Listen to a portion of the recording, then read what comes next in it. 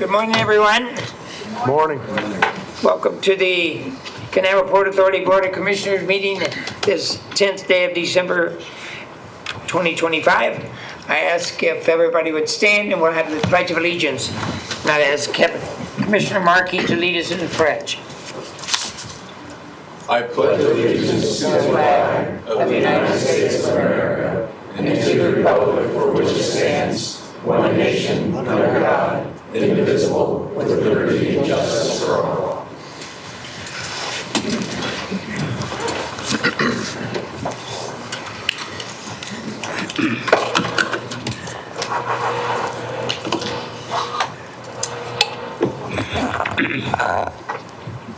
And at this time, we're going to deviate from the agenda just a little bit. Personal appearances. As a result, unfortunately, our chairman,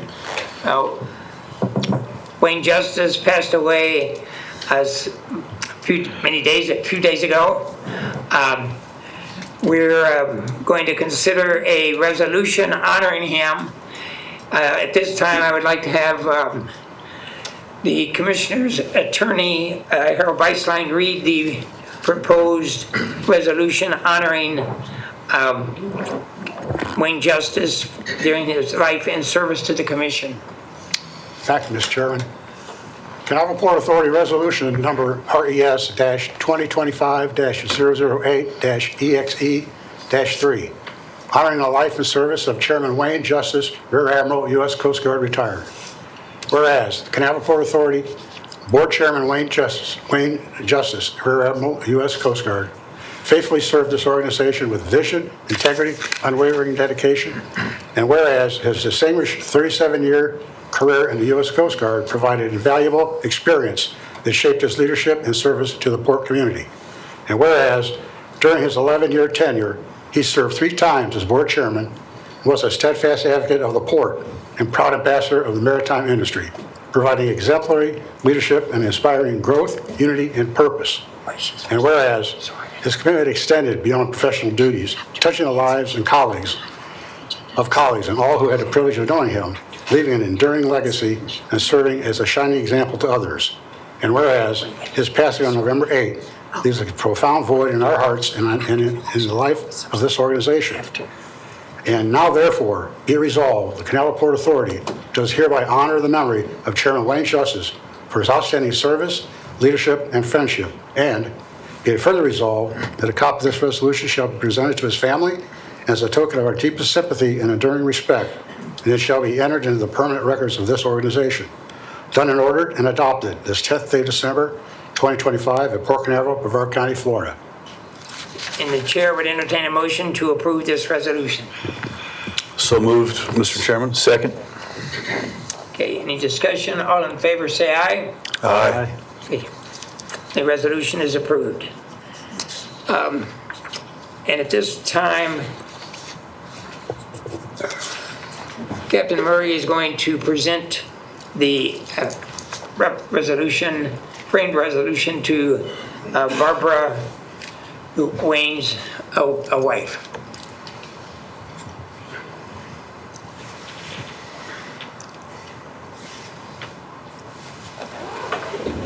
Yeah.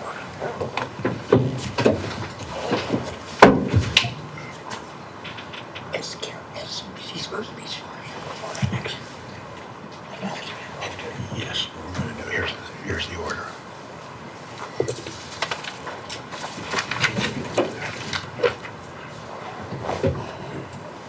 Wayne's World. Wayne's World was defined by his unwavering passion for the United States Coast Guard, yet his heart and his home were forever anchored in Port Canaveral. We extend our heartfelt gratitude to all who shared his journey and now share in our healing. Commissioners, John, Diane, Harold, and the entire staff of the Canaveral Port Authority, thank you.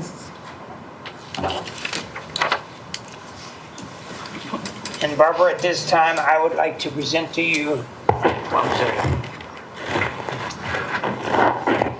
Wayne's gavel when he was chairman of the Port Authority, and our appreciation for all that he did.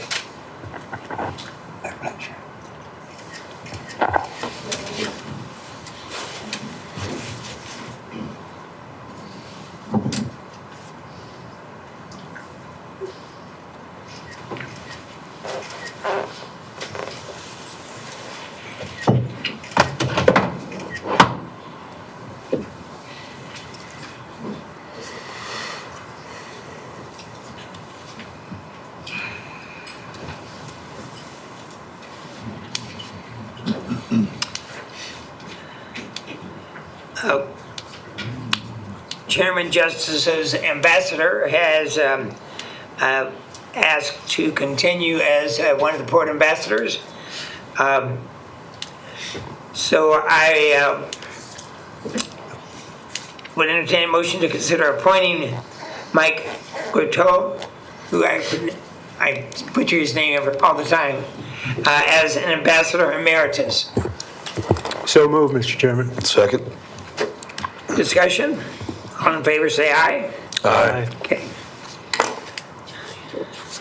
At this time, I'd like to recognize the ambassadors that we have with us.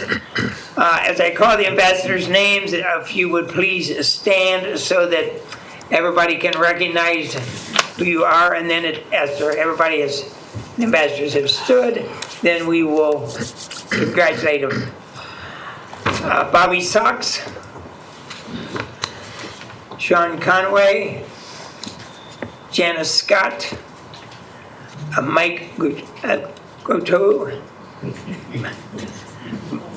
Mike, before it's over, I'll get your name correct. And then we have Ambassadors Emeritus, Jim Hanley, and Mac McLeod. Thank you very much. Appreciate y'all for what you do for the court.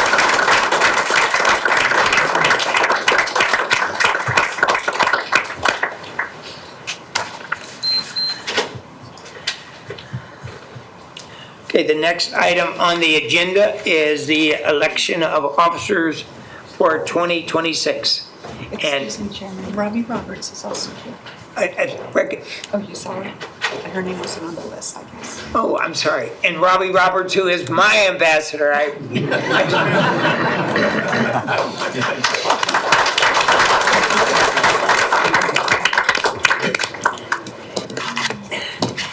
Harold Weisslein will be conducting the election of officers for 2026.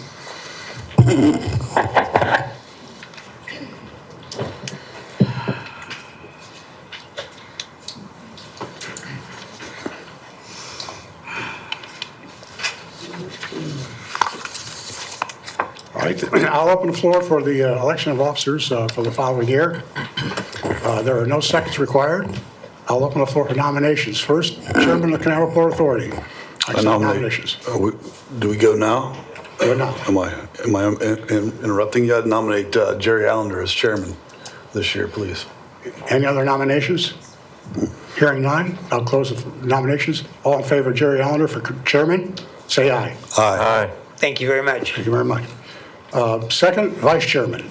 I'd like to nominate Commissioner Van Valkenburg as vice chair. Any other nominations for vice chair? Hearing none, I'll close the nominations. All in favor of Ms. Van Valkenburg, signify by saying aye. Aye. Thank you. Secretary Treasurer. I nominate Kevin Markey for treasurer. Okay. Any other nomination for Secretary Treasurer? Hearing none, all in favor of Kevin Markey, say aye. Aye. Thank you. And you're not going to do the swearing in the... Okay. We do have a recently appointed commissioner to take Wayne Justice's place, Carol Craig. And at this time, Harold Weisslein will swear her in to become an official commissioner of the Canaveral Port Authority. Carol, if you'll come forward.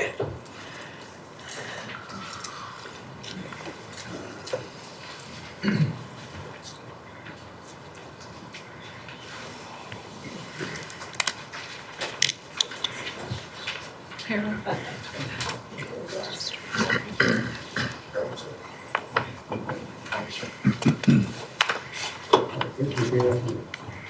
state your name. I, Carol Craig, Do solemnly swear do solemnly swear that I will support, protect, and defend that I will support, protect, and defend the Constitution and government the Constitution and government of the United States of the United States and of the state of Florida. and of the state of Florida, That I am truly qualified to hold office that I am duly qualified to hold office under the Constitution of the state, under the Constitution of the state, and that I will well and faithfully perform and that I will well and faithfully perform the duties of Commissioner of the Canaveral Port Authority, the duties of Commissioner of the Canaveral Port Authority, on which I am now about to enter. on which I am now about to enter. So help me God. So help me God. Thank you very much.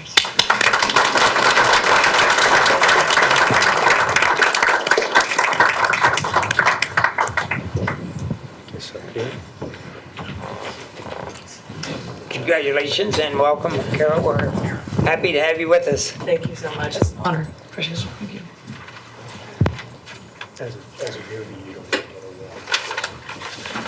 Okay, the next item on the agenda is approval of the agenda for this meeting. So move, Mr. Chairman. There is a second. Second.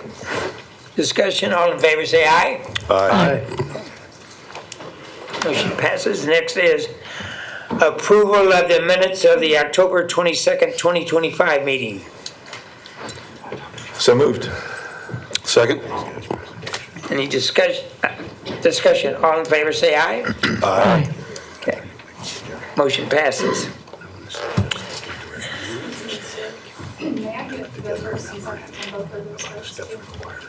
Kevin and I. Kevin and Micah. I made the motion, Kevin seconded.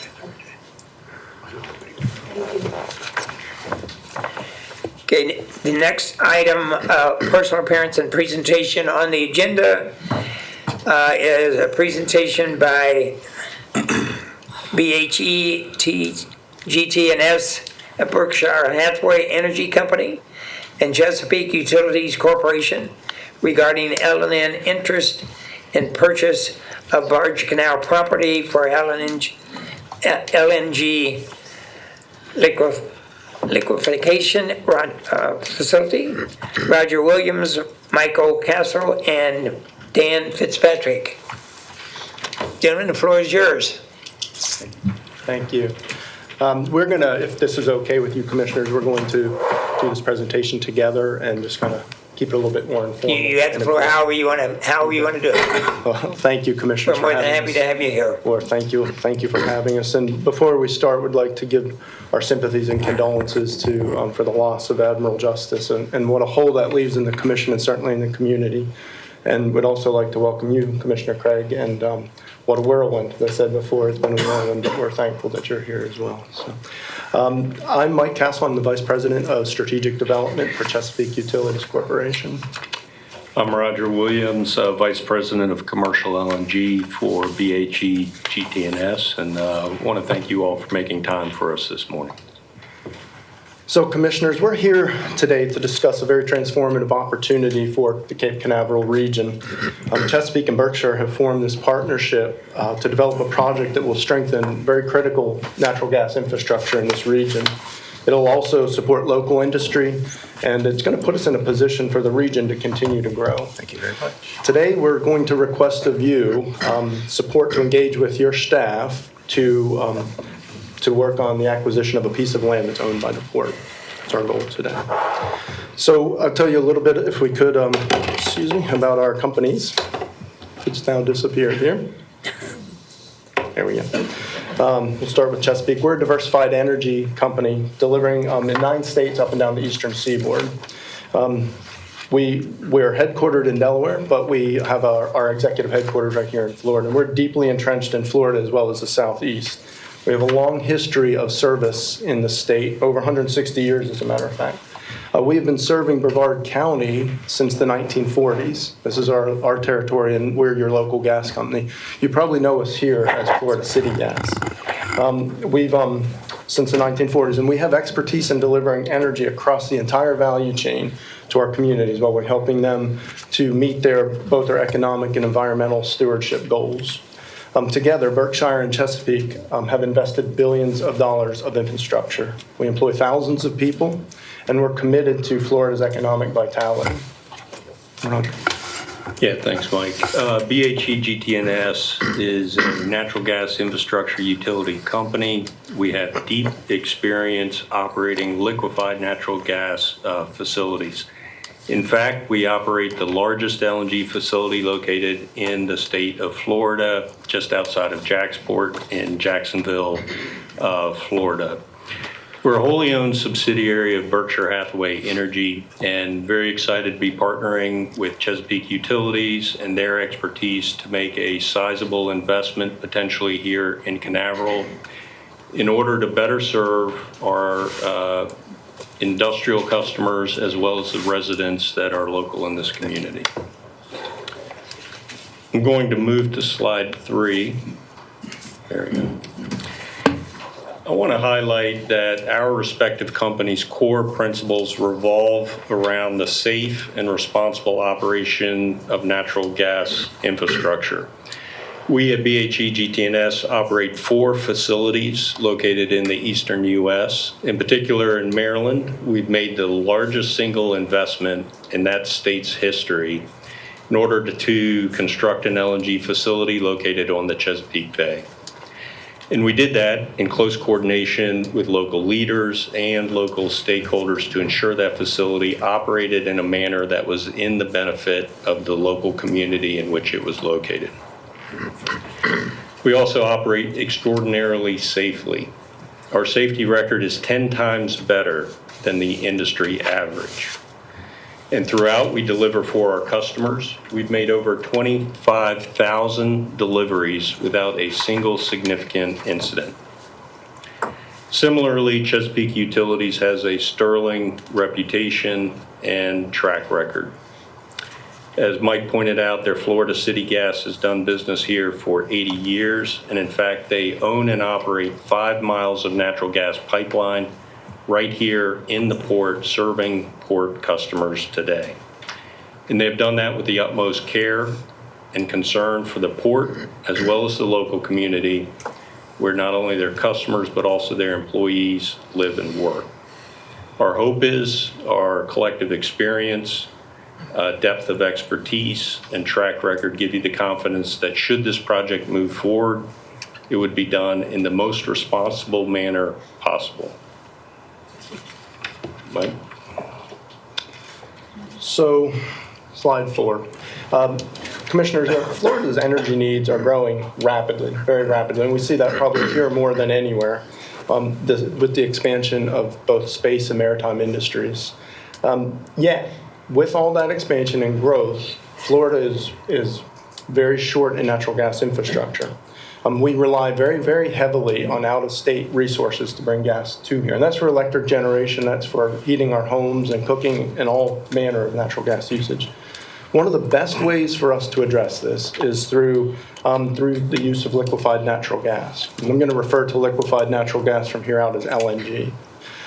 So if you know a little bit about LNG, you'll know it's clean, it's safe, it's an efficient fuel, and it helps with support our energy needs both from a state security perspective as well as an industrial and economic growth engine as well. So it's currently, the shortage in Florida is for LNG storage facilities. There's just not many here, but the ability to store this fuel changes how we bring fuel into the state, and it makes it a lot easier for us. It makes it a lot more cost effective for the residents of our state. So this project that we're talking about, the Canaveral LNG, will help us to ensure that Florida's energy future remains both reliable and resilient. So if you know a little bit about LNG, I'm going to give you a couple facts. Maybe you've heard these. When it comes to the applications in both space and maritime, it's a pretty unique type of fuel. For one, the LNG rockets, the rockets that are being reused now have been in development for a decade, but they're just now starting to hit the market. So then you see a lot, obviously here you see it more than anywhere, the discussion and how they land and how clean those rockets are when they come back. It makes it more viable for the space companies to use them to refuel or to reuse for next launch. LNG is highly valued for its high-density energy. That's why they can use it as a replacement for rocket fuel. It's clean burning, it helps with the recovery and reuse of those engines, and it can actually be produced on Mars in the atmosphere. So while we won't do that here, we're talking about a fuel that will start the turn for interplanetary fueling, which is an interesting thought. There have been 5 successful LNG launches from this port by 3 separate space companies already. And we know and suspect that that is going to continue to grow in an exponential manner over the next several years. There has been a fundamental shift in the maritime industry, and that has been driven by international emissions rules that are requiring LNG fuel ships. So what's happened now is in 2026, half the ships that are going to be produced will be LNG fueled. So that's a good news for Port Canaveral and the fact that Berkshire already brings LNG here. So finally, the availability of this cost-effective fuel and reliability for Port Canaveral changes the face of what we can do here, and it'll attract the newest generation of those cruise ships. So Roger. Yeah, thank you, Mike. Our subsidiary, Pivotal LNG, has been delivering LNG fuel to Port Canaveral since June of 2022. And want to thank the port, Captain Murray, the staff, as well as the Coast Guard and local fire commission for such superb coordination and partnership to ensure those deliveries have happened safely and efficiently. Together, we've successfully completed over 200 LNG bunkerings here in the port, bringing over 80 million gallons of LNG fuel to the latest generation of cruise ships that call Port Canaveral home. In addition to that, we've delivered over 2 million gallons of LNG fuel to aerospace companies that are conducting launch operations here in the Cape. We're the area's largest LNG supplier, but our concerns are being able to continue serving these customers reliably and responsibly as their demand is expected to grow quickly in coming years, unless or until we're able to develop a local supply solution to help serve those customers. Moving to slide 5, critical to developing that local supply solution is, of course, identifying an appropriate location. And our 2 companies have worked for over 2 years investigating alternative sites locally here in the Canaveral area. And today, we're down to 1 that meets our minimum criteria. To give you a general framework of what an LNG facility requires in terms of siting, we need at least 40 acres in order to maintain adequate buffer and setback from the property lines. We need to be outside of the blast radius associated with rocket launches, but close enough to ensure reliable delivery and minimize trucking distances. And of course, we want to be on navigable water in order to allow barges of LNG to transit to the port and fuel the cruise ships there that will be calling home in the port. We believe this site meets all of those minimum criteria, and with the port's authorization, we've also been able to conduct some preliminary studies, both surface, subsurface, and marine. And all of those have further confirmed the suitability of the property. At this point, it's critical for us to continue moving forward as promptly as possible in order to maintain our 2029 target in-service date, at which time we feel the need here in Canaveral will not be able to be met by other existing resources, and allow time for us to work through the permitting process as well as appropriate stakeholder outreach to the community and others in the area. Mike? Thanks, Roger. So in slide 6, I'm going to talk a little bit about the community itself. And commissioners, this project is about far more than energy. It's about partnership and it's about progress. As we look to the future of Brevard County, this project stands out as a catalyst to economic growth. Once operational, this project Canaveral LNG will produce 50 to 100 direct and associated local jobs. That will support families, and it'll keep our talent right here in the area instead of them moving around. Beyond the direct employment, this project will contribute significantly to the county's tax base, and it will generate opportunities both for local suppliers and contractors as well as service providers in the area. By supporting this region's two largest industries, the maritime and the space, we're also ensuring that our local businesses and families have access to reliable, affordable fuel that helps them grow and compete on both the national as well as the global stage. We are committed to making a positive impact on our environment. And by substantially reducing the distance that LNG must travel, we minimize the emissions both from trucking and barging as it currently exists. This facility will attract the most modern, low-emissions marine vessels and directly improve the air quality for our residents here. LNG itself produces the cleanest maritime fuel available today, which means cleaner air for our families and a healthier environment for future generations. And of course, safety. And as you've heard Roger say, safety is at the core of everything both Berkshire and Chesapeake do. We take that very seriously above all, and it's the heart of our companies. And we closely work with regulators as well as first responders to maximize the safety and reliability of every project we put in the ground. And we're committed to transparent communication both with local leaders as well as emergency officials. Both of our companies operate cultures based on protecting people, safeguarding our communities, and securing our assets. Residents can rest assured that this facility will be operated by the leading LNG expert, Berkshire, who you've heard Roger talk about some of the projects they've done. A long, stellar history of producing LNG in facilities in the safest manner and most beneficial for our residents.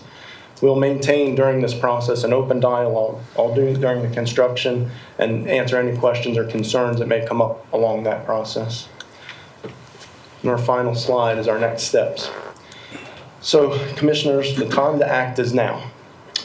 There's new rockets launching, there's new cruise ships setting sail, and more people than ever are moving to this area, somewhere in the magnitude of 1,000 a day into Florida. This is an amazing pace. The time to act is now, and this is an exciting time for this area.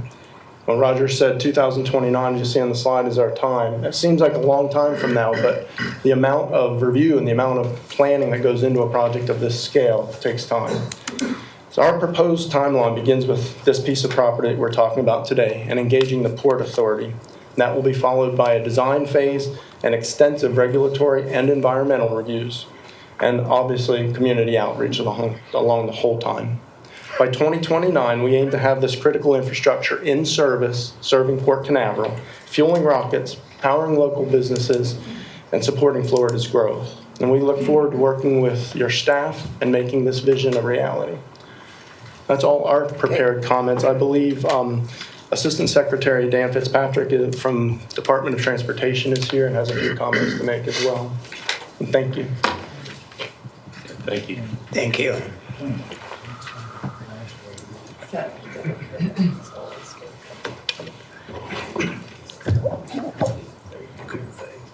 Good morning. I'm Dan Fitzpatrick, and I serve as the Chief Strategy Officer and Assistant Secretary at the Florida Department of Transportation. In this role, I'm responsible for leading the department's seaport and spaceport programs for the state. I'm here to share some general trends about natural gas in Florida and some notes about the proposal before the board. Florida is home to the world's 3 busiest cruise ports, including Port Canaveral and Brevard County. Many of the cruise ships that are being built today will use liquid natural gas. Florida is also home to the world's top spaceports, including Kennedy Space Center in Brevard County. Brevard County has launched more than 100 rockets this year, and the next generation of rockets are expected to use liquid natural gas, and therefore redundancy in supply chain of liquid natural gas in Brevard County is important for the region's economy. In terms of the motion before the board, the motion is to authorize staff to explore land acquisition. After land acquisition occurs, development will be subject to rigorous state and federal permitting. And it is important to note that this rigorous permitting process cannot start until after land acquisition has occurred. Thank you for considering this agenda item. Thank you, Dan, for being here. Harold, what is the process for consideration of the possible sale of Portland? I'd like to note, Mr. Chairman, there's no motion before the board. Right. But our charter, Article 4, Section 25A, has requirements in there if you are to consider selling any land. I'll just read a portion of it.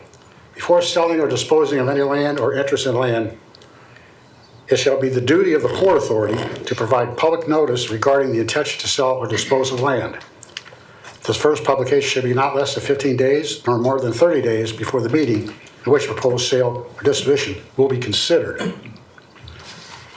The notice shall set forth the description of the lands or interests or rights in land offered for sale or other disposition. So before you could take any action, there would have to be a public notice of your intention to consider to take action, which would have to be at another public meeting after the timeframes I've just described. Well, then, as chairman at this time, I would like to direct Captain Murray, you and your staff, if you would do I'll say an analysis of this presentation.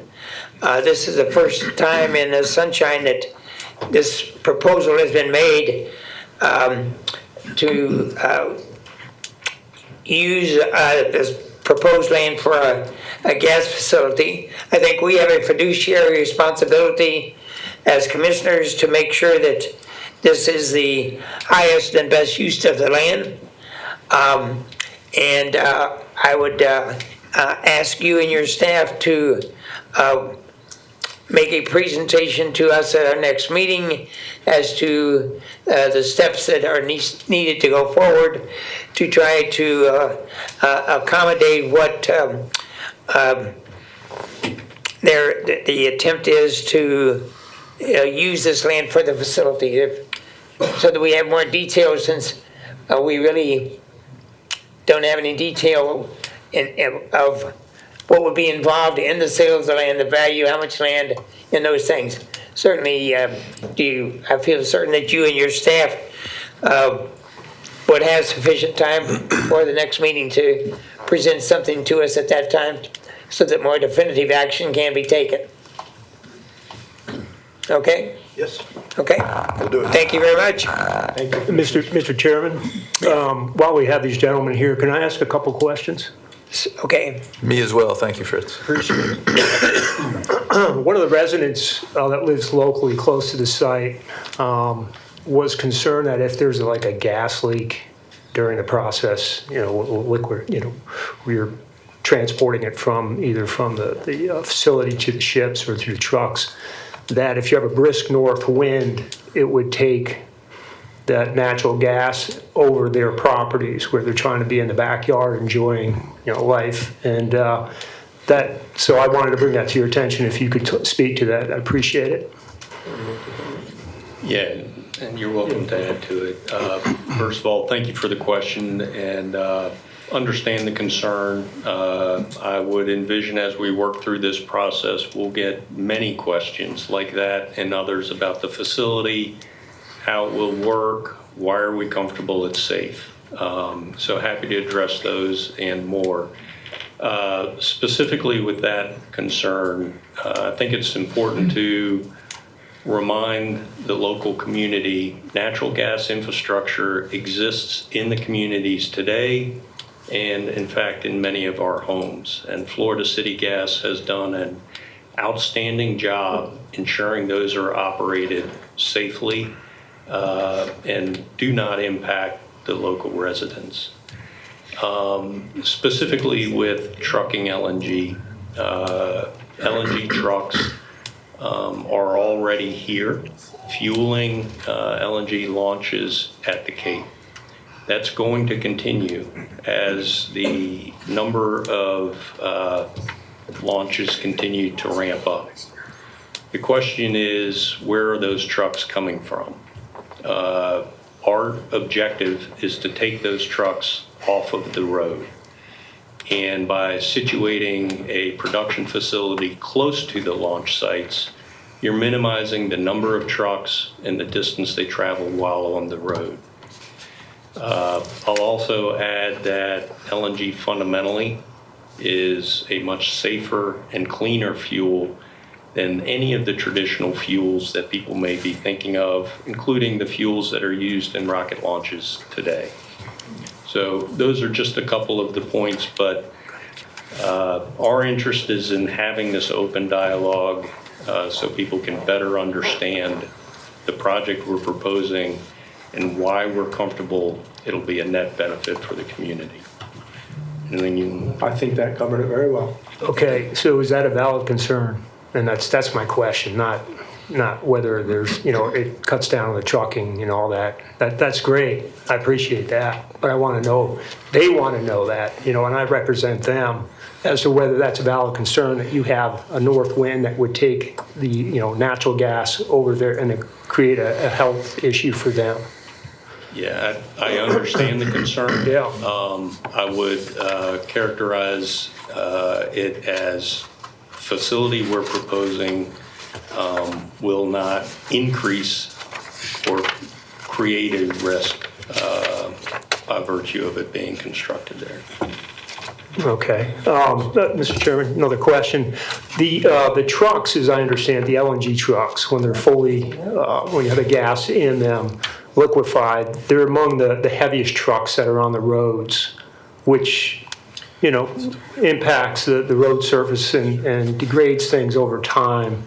How many trucks per month, ideally, would you be fueling up and sending up to the space industry that would be on the roads? Yeah, thank you again for that question. That's very much going to depend on the activities of the space companies, the number of launches, and the type of rockets and size that are launched.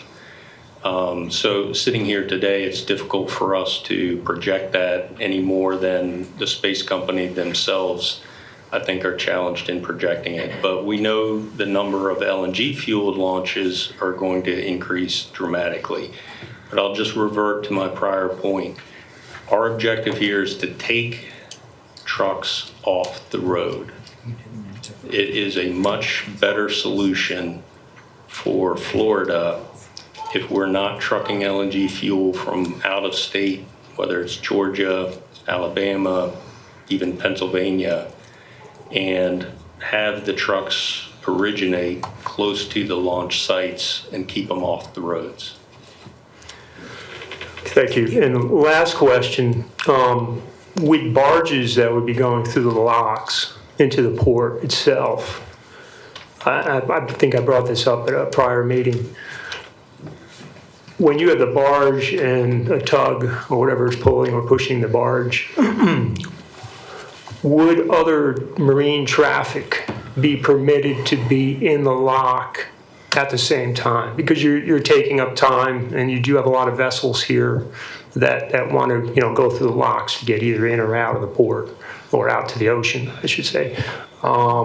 So is that something, I think somebody was going to try to reach out to the Corps of Engineers and see if that was doable or not, but that would probably be a concern that local residents would have. Yeah, thank you, and definitely something we can look at and think about through the development process. Okay. Thank you, Mr. Chairman. That's all I have. Commissioner Markey? Please tell me, describe the anticipated end users of your products, let's say, the next 5 years.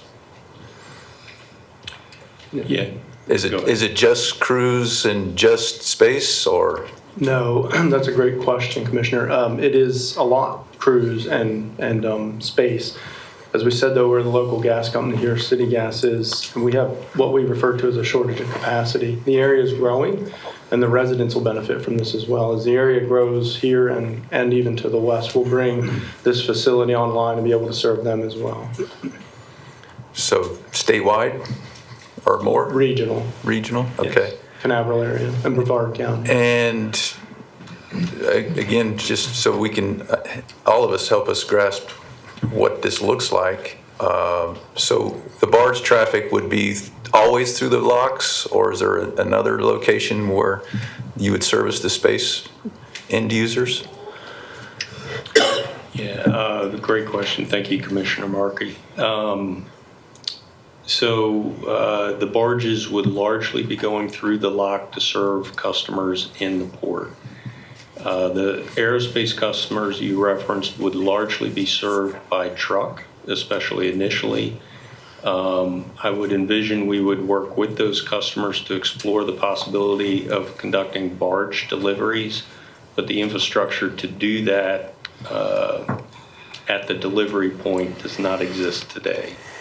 So it's something we would explore. And so you'd be working with, I guess, the federal authorities on that project? That's right. And the aerospace company themselves will largely drive that process. Am I correct in my understanding that a typical space launch uses probably far more than the typical week-long cruise in terms of fuel? It certainly uses it much faster. But they're not dissimilar. The rockets vary greatly in terms of fuel use depending on the particular design, the payload, size, sure. Things of that nature. But, a single launch may be substantially less than what a cruise ship consumes over the course of a week-long voyage. So how about an estimate of how many trucks in a typical launch would be required to fuel that launch? Yeah, great question. Thank you. Today, it could be anywhere from 10 to 100 trucks for a single launch, depending on the type of rocket and, again, the fuel consumed. And to the earlier point, this is really what's driving the need for a local supply solution to bring that number of trucks from locations, outside of Canaveral and even outside of Florida will be very challenging to do so reliably, cost effectively, and obvious impacts on roads and highways. So in the early stages, then you're anticipating that at this location, those trucks would be using that, I guess, being a local here, refer to it as the frontage road there that by Sea Ray and then State Road 3 or North Courtney toward the Space Center? Yeah, great question. Not one that I can answer completely today. This type of process, we would be working closely with the local community and the state to determine the appropriate routes to minimize any disruptions to access the launch areas. And as you know, there's multiple gates you can transit through, and we'd collectively figure out, what's the best solution. Okay. Yeah, I attended elementary school in that community that's right across the street there. Oh, did you? Okay. And coached youth athletics at the park there, Kelly Park. So I can understand, I know the area very well, let's put it that way, and I can understand at least the current concern as expressed by some of the residents in that community as Commissioner Van Valkenburg expressed. I guess I'll close with a comment. I as recently as last night, I saw a news broadcast that opened by saying the port is proposing this project. And I just want to clarify, that's not the case. We own land that you're interested in, but this is your business. This is, of course, if it comes to pass, it would serve our cruise users who are currently utilizing that fuel from other locations, for lack of a better term. So I just, thanks for your time and your presentation, but I did want to make that clarification for the general public. Thank you, Commissioner. Yes. Yeah, thank you for And that. hopefully by Captain Murray's presentation and at our next meeting, things could be more solidified and with the idea that your proposal could be accepted and move forward. Thank you, and look forward to engaging with Captain Murray and the port staff. Very much appreciate your time. And Thank you very much for being here.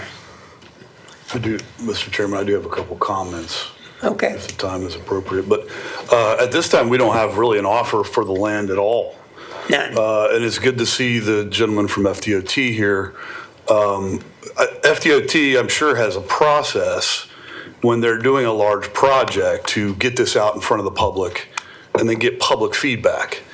So I would challenge you guys to make that part of your process and make sure you're meeting with the public multiple times to get everybody's input. You know, you got to convince the public about this project as well. So that process is going to be important to me in seeing what happens.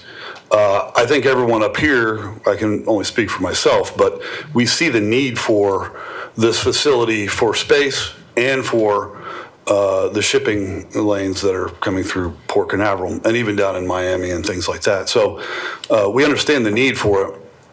We want the public to have a chance to get their input in. So staff, you know, that's some of the things that I'd like to see. Also, for some reason, I heard some kind of 3-year window of permitting and all these things. Once we get through this process, I want the property to not be owned by Port Canaveral. I want it to be owned by some other corporation that's trying to get a permit from the county and the state, all the governmental agencies that have to permit this project. So, you know, I don't want to be waiting 3 years for a what if. So those are my 2 cents.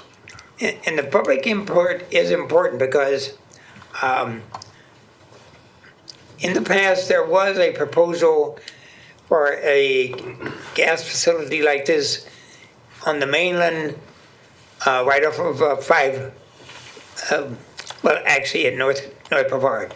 And there was a large public outcry in opposition to it. I don't know if that's what caused it not to go forward, but it did.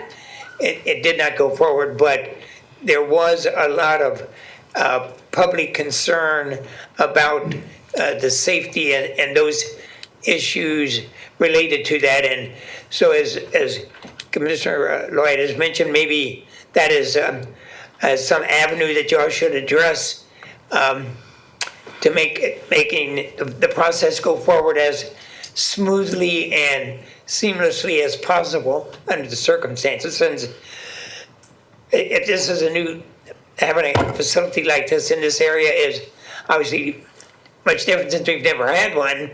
So the public needs to be aware of the safety that is involved in it, because I know that there is safety. But when I think I heard that right now there would be 100 trucks maybe on the roadway delivering LNG to the Space Center. I can see that their public would be concerned about that many trucks on a single road, whether it's State Road 3 in Merritt Island or some other way to get to the Space Center. But we want to be cooperative with you. We want to do what is best for the community and best for y'all. So hopefully at our next meeting we'll be able to address it in much more detailed terms.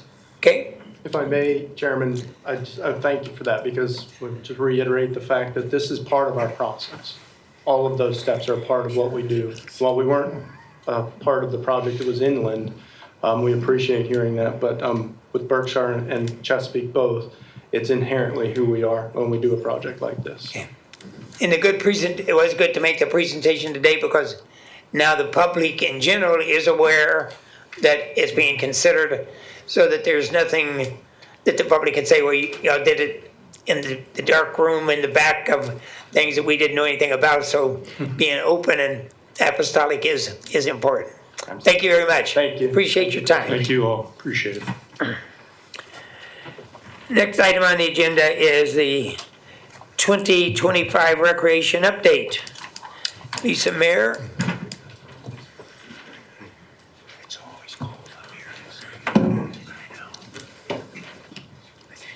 Good morning, Commissioners. Good morning. And welcome, Commissioner Craig.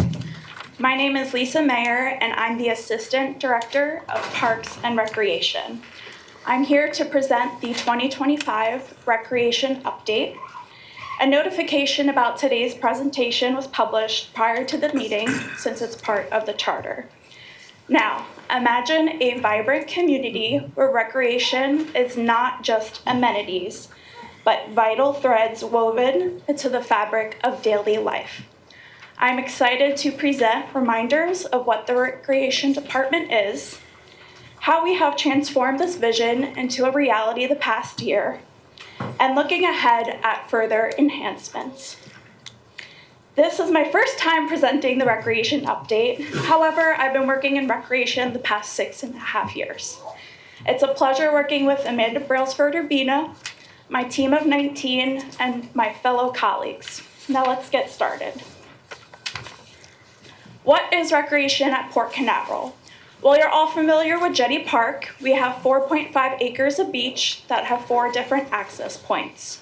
We also have a 1,200-foot fishing pier, and the campground consists of 186 sites, cabin, tent, and RV sites. And we also have 2 lesser-known sites that we call the West Tent area that is specifically reserved for troops and groups and other nonprofit organizations. We all know that Jetty Park is the best place to view a launch. This past year, we were open for 54 out of 105 launches. This year's not over. There's still 5 more launches scheduled for the remainder of the year. Last year, we were open for 61 out of 92 launches. Over the past 3 years, the day park has experienced incredible growth in vehicle traffic, with vehicle entries soaring from 122,000 in 2023 to an impressive 125,000 in 2024. For 2025, we are forecasting 133,000 vehicle entries into the day park, showcasing how popular and thriving the park has become. We have 2 boat ramps, Freddie Patrick and Rodney Ketchum Park. Rodney Ketchum will be upgraded to facilitate easier maneuvering for boaters from the ramp. This is currently in the design phase and expected to be completed, including permits, by the end of the first quarter of 2026. For special events, as you see on the slide, these are some popular events from 2025 that include events at the campground for campers only, external events, and we support internal events, meetings, and trainings, which can be something as simple as assisting with lunch orders, the room layout, or securing vendors. Our most memorable community event was the July fireworks celebration, which brought over 1,500 attendees to enjoy a DJ, a taco truck zone, and food trucks, creating a fun and inclusive experience for families and residents. We are excited to build on this success and look forward to the 250th anniversary next year, continuing to foster community spirit, connection through engaging events. In total this year, special events has supported 50 events. Last year, that number was 33. We have expanded the special events by adding a new position, Specialist of Events. Now, aside from special events, you may be wondering, why does recreation need a team of 19 people? At Jetty Park, we are open 365 days a year, 24/7, and we also staff overnight as well. During the day, we have our entry booth, our front desk at the camp store, and our reservation lines that get staffed. This is what recreation represents at the port, and now I'll move on to accomplishments this past year and how that relates to the community. In May, we started allowing food trucks into the day park daily. This was pivotal for the community, allowing them to have different food options while in the park. Also in May, we installed mobility mats at one of the beach entrances. This was such a hit with our community that the usage of our free beach wheelchairs has tripled. Now, Jetty Park has our own Facebook page and we have over 20,000 followers. Once we posted about the mobility mats on the Facebook page, that was the most liked Facebook post of the year with over 2,700 likes, which showcases how popular this is to our community. May was a busy month. We also opened our brand new camp store, and this includes a camper's lounge that has a kiddie corner, board games, DVDs, books, and free coffee. The retail area is open to both the day park and campers, and we sell RV necessities, beach necessities, food, snacks, and drinks inside the camp store. Prior to this, the old camp store was only open to the campers, so we're excited that it's open for the whole community. We also held a ribbon cutting event on July 31st, as you can see in the photos there, to showcase this accomplishment. Last month, we implemented a new point of sale system in our camp store, as well as a new booth ticketing system. In 2020, we transitioned to online sales only. For this new system, we allow for guests to purchase passes in person for certain pass types, such as day park passes. All of the passes remain available for online for guests to purchase, but the nice thing about the in-person is that it allows us to help guests that may have trouble purchasing passes online. We roughly sell about 59,000 passes a year. 13,000 of those are annual passes. So a new feature with this system is that we allow for annual pass holders to opt in for auto renewal. So we're excited about that feature. We want to continue to offer great recreation services and have many upcoming projects. My favorite is the new playground. Next month, we will begin construction, and it is expected to be finished the spring of 2026. It has something for all ages, 6 months to 12 years old. For the playground, we used to have rubber mulch as the surface, and as you can see here in the photo, we are going to be changing that to turf, as well as adding 2 shade structures so families can enjoy the playground year-round. Also at the playground, we are adding in some ADA accessible equipment as well. The new open-air pavilion is currently under construction and expected to be finished the summer of 2026. This will include food truck pads at an ideal location right next to the boardwalk. The open-air pavilion will also have picnic tables and vending machines available for the community and new restrooms. Inside the campground, there will be campsite enhancements. We're going to address the flooding issues, ensure that all RV sites inside the campground have concrete pads. For the power, we would like, if possible, for all of the RV sites inside the campground to have 20, 30, 50 amp connection. Right now, some of those sites only have 20 and 30 amp connection. For the water, the way it currently sits is that they're teed off in between sites. So some of the sites have to share their water connection, and we want every site to be able to have their own water hookup, as well as sewer connection on every RV site inside the campground. Once those enhancements are finished, a few of those RV sites will be ADA accessible. With the way the RV sites are currently in the campground, it's challenging for campers and staff to reserve the sites efficiently. As RVs are increasing in size, more people are constructing their own campers. These improvements will be crucial to ensuring we can comfortably accommodate all campers. Currently, the campground roads are made of crushed coquina and dirt, so we will be paving the roads inside the campground, as well as paving the overflow lot in the day park. Now, the campsite enhancements and paved roads are part of a larger project that includes more enhancements at Jetty Park. So the projected date of completion of the master plan is the end of February of 2026.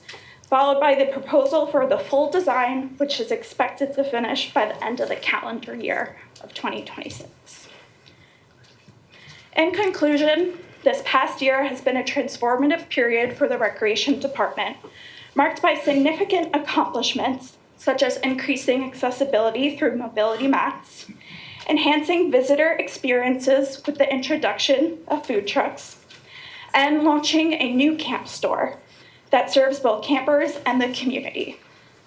These initiatives underscore our commitment to making recreation a vital and inclusive part of community life, reinforcing our dedication to diverse amenities and community engagement. Just like how you see in this photo, this is from our Halloween camper event.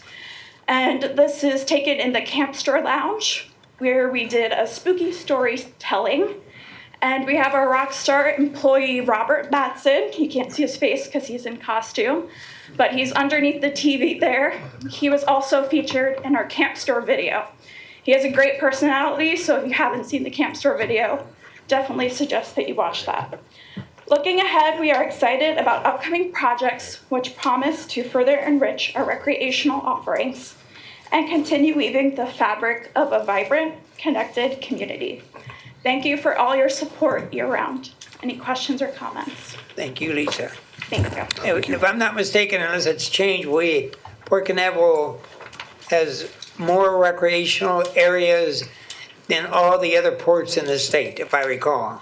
Yes, that's correct. And more open areas. Yeah. You have done a great job, and the camp store is fantastic. Thank you. Lisa, Fizz. oh, I'm sorry. Yeah. Do a fair amount of campers bring their dogs? Yes, a lot of campers bring their dogs. Excuse me. And was there any thought to like having a small dog park at the? Yes, so that is actually going to happen inside the campground. We are going to be building a dog park, and that's part of the project with the paved roads and enhancing the campsites. That's all part of that. Thank you. It's good. I want to share that a friend stayed overnight a few nights recently, and they just absolutely raved about their experience and the camp store itself. So just wanted to share that with you and commend you and your staff on how successful and inviting the facilities are. Well done. Thank you. The staff is great. Thanks. And it's great to hear that the pavilion will be in place by 2026. Spring. Thank you very much. Thank you. Okay. Next item on the agenda is appointment of commissioner and alternate to Space Coast Transportation Planning. Are any of you specifically interested in that? I've served on it for many years and continue to serve on it. And but if somebody is interested in taking that over, I'm happy to relieve it. Space Coast Transportation Planning is organization. There's 20 members. Basically, I always say that they plan the allocation of all federal and state money in the county for roads. How often do they meet, Jerry? Once a month in Rockledge. And last year, you were the alternate. I was the alternate. You were. I was the appointee. And I'd be I don't interested think in you. I guess there was once or twice that I wasn't able to make it, but anyway. Yeah, I'd be interested in doing that if you're stepping down from that. I'm not there. Okay. You and I will be joint representatives. Okay. Okay. Good. Next is appointment of ambassadors. Let me.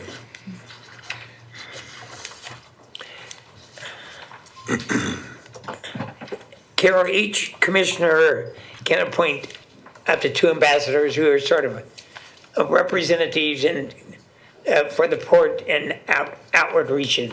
And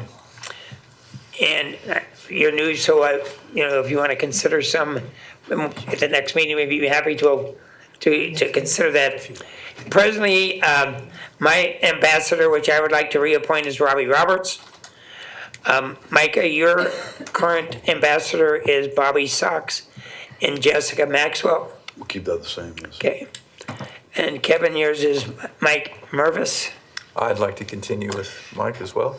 And Fritz, yours, Sean Conway and Janice Scott. I'd like to keep that as well. Okay. I don't know, do we need a formal motion, Melanie, or just the? No. We're appointed in.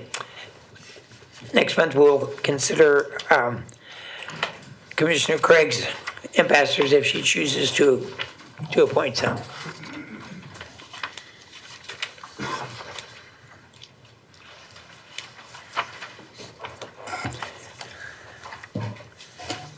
I have about 4 different agendas up here that I'm.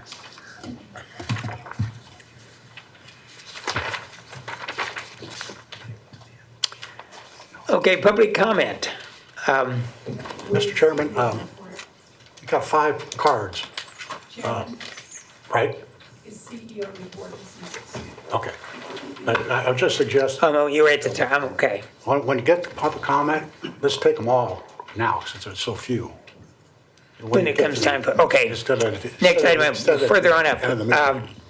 is the CEO report.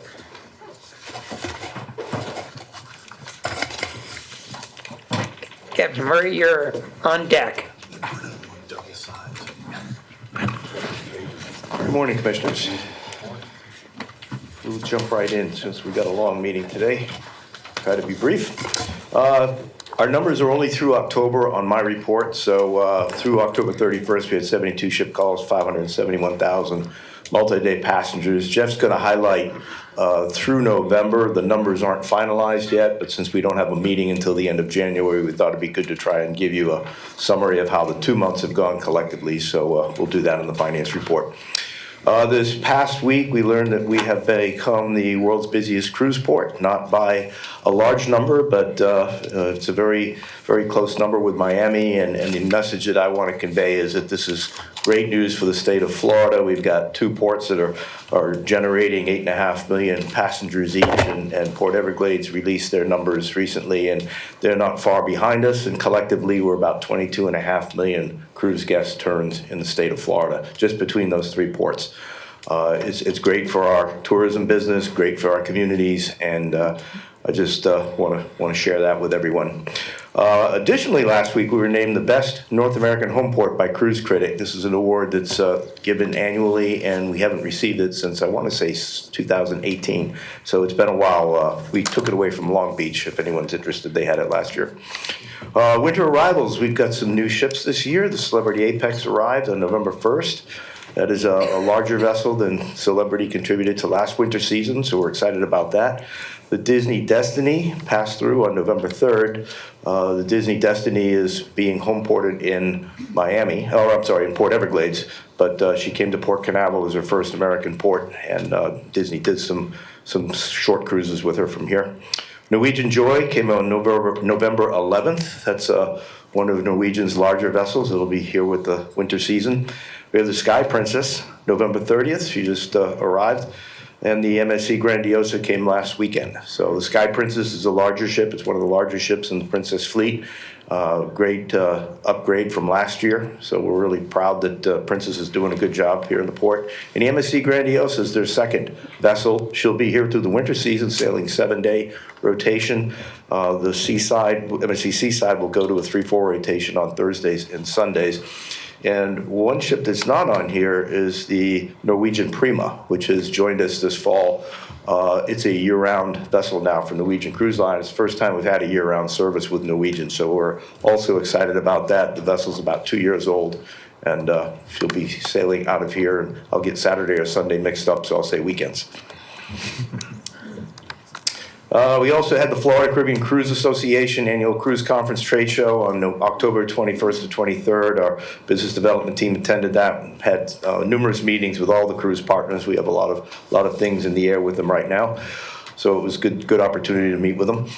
We also had the Cruise Lines International Association Cruise Forward Summit, November 4th to 7th. This is an annual meeting that CLIA puts on in Miami, and We attend it every year, and it discusses new trends centered on projections, trends, regulatory issues. It's really focused by CLIA and what they do in their advocacy efforts in Washington, D.C.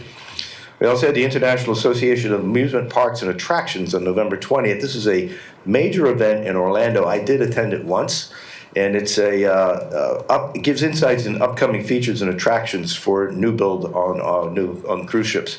And the year that I attended, it was at the invitation of Carnival, who was showing off the roller coaster that ultimately ended up on the Mardi Gras. And they had us set up in the meeting hall, and you could actually get on it and see how it all works. So it was a very good, very, very largely attended event. So it's only a small portion will be related to us. On the cargo side, we had 55 ship calls, including late berth through October, 470,000 tons. On space component recoveries, we recovered 5 boosters, 14 fairings. Of note, Blue Origin's New Glenn booster returned to Port Canaveral on November 18th. It was the first recovery for Blue Origin. The ship came in, or the Jacqueline came in, the booster was removed quickly, and it's being refurbished for its next flight as we speak. New cargo commodity arrivals, we're always looking for new business, and we had a ship come in with organic sugar from Argentina. We had 5,000 tons of aragonite sand from the Bahamas, and we had 3 subcoolers destined for Saturn Causeway at the Kennedy Space Center. We do get a lot of cargo that I don't report every month that is destined for the space center, not the center, but the space industry. We have different types of cryogenic tanks coming in. We have satellites. There's a lot of things that are very, very small in our cargo numbers, but they do come through on a regular basis. So I'm going to try to do a better job in reporting them so everybody's aware of what's flowing through the port. On communications update, we had 4 major press announcements from November 30th to December 6th. First was the world busiest cruise port, best North American cruise home port by Cruise Critic, Sky Princess arrival, and the MSC Grandiosa arrival. We had local, national, and international coverage throughout the week with multiple media interviews, and over 1.7 billion people reached through the various communication methods, through media, social media, etc. So it was quite a week for us. On government relations update, we've had a lot of issues. We've got the legislative session starting next month, so a lot of things are leading up to that. And we attended a statewide fuel and disaster recovery readiness workshop November 3rd and 4th in Fort Lauderdale. That was hosted by the Department of Transportation, Department of Agriculture and Consumer Services, and the Florida Division of Emergency Management. And it was attended by seaports, fuel terminal operators, and fuel retailers. And the real focus is, in the state of Florida, we only have fuel, gasoline, jet fuel by the good graces of our seaports. There is no pipeline for these commodities into Florida. The biggest ports are Tampa and Port Everglades.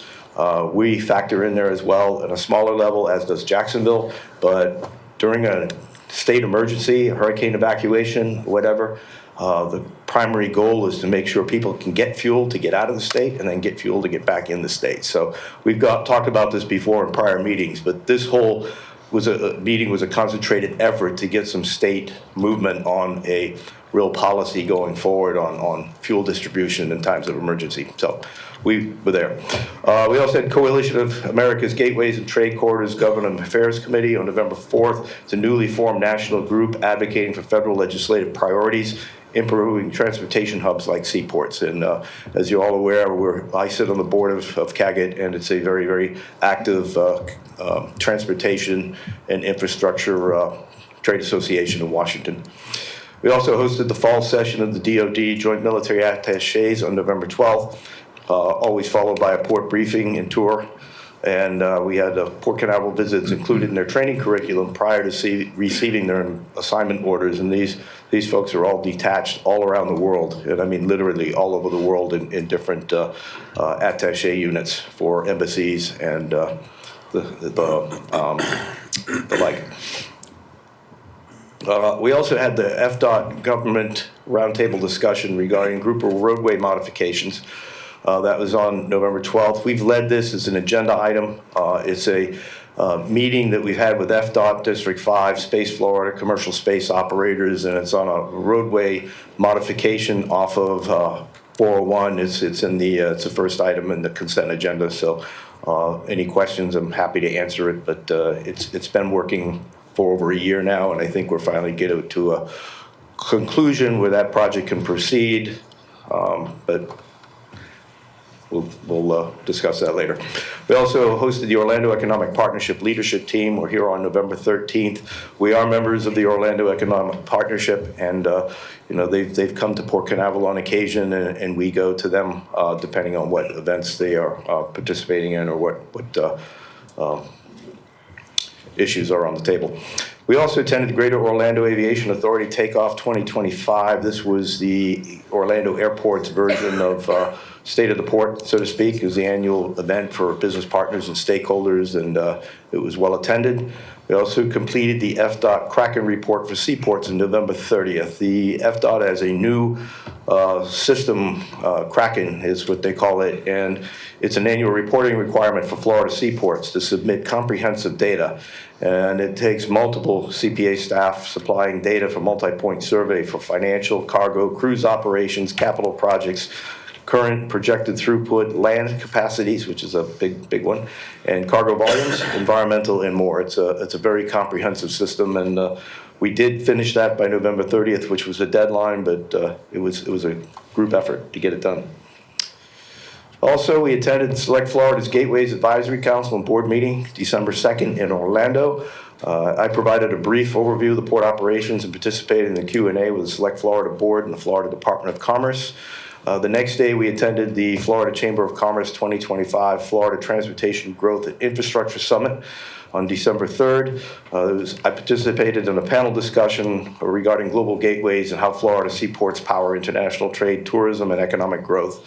I was joined by members from Tampa and Jacksonville on that particular panel. Public safety, we have the security conference November 3rd to the 5th, hosted by the University of South Florida. That was in Tampa. Seaports, contractors, academia focused on cybersecurity and drones. Lieutenant Governor Collins provided the keynote speech at that event. Peter was there for that.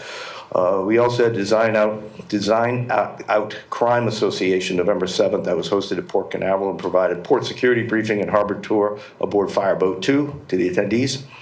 We also have a drone detection and mitigation workshop November 13th, hosted by Florida Department of Law Enforcement for law enforcement and security professionals statewide that our team attended. Also, we had attendance at the North America LNG Bunkering Summit November 18th to 20th, and we hosted the Society for Gases of Marine Fuel Fall Board of Directors meeting on November 26th. Recreation and events, we went through this October. Pretty much you just heard our update from Lisa. In October, we had the CLNG event, Customer Service Appreciation Week. We had Leap Brevard, Walk for Bibles, and Employee Appreciation Pumpkin Patch. And then in November, we had the campground at 75%. We're ramping up again for the season, 9,700, almost 10,000 cars. Open for 3 of 11 launches. And we had the State of the Port event, Reverse Trade Show, Blood Drive, and Employee Appreciation Thanksgiving. Reverse Trade Show was a big hit this year. It was at November 6th at Cruise Terminal 1. We do that every year, and it was very well attended this year. And my last slide is a picture of Steve Linden. Why do I have Steve Linden up there with his hands out? Why is that, Steve? Steve has decided to retire from the Canaveral Port Authority effective December 31st. And I wanted to say he's been a great colleague, great friend. We are going to miss him. But you won't have to, all the counts and hits and all this stuff that we don't understand. We've transferred that knowledge to Steve's successor, so we'll still be able to report all of our media in the language no one understands. So Steve, we're going to miss you, guy, and wish you all the best. And we know you won't be far away if we want you to come back and say hello. Thank you very much. Thanks. Appreciate it.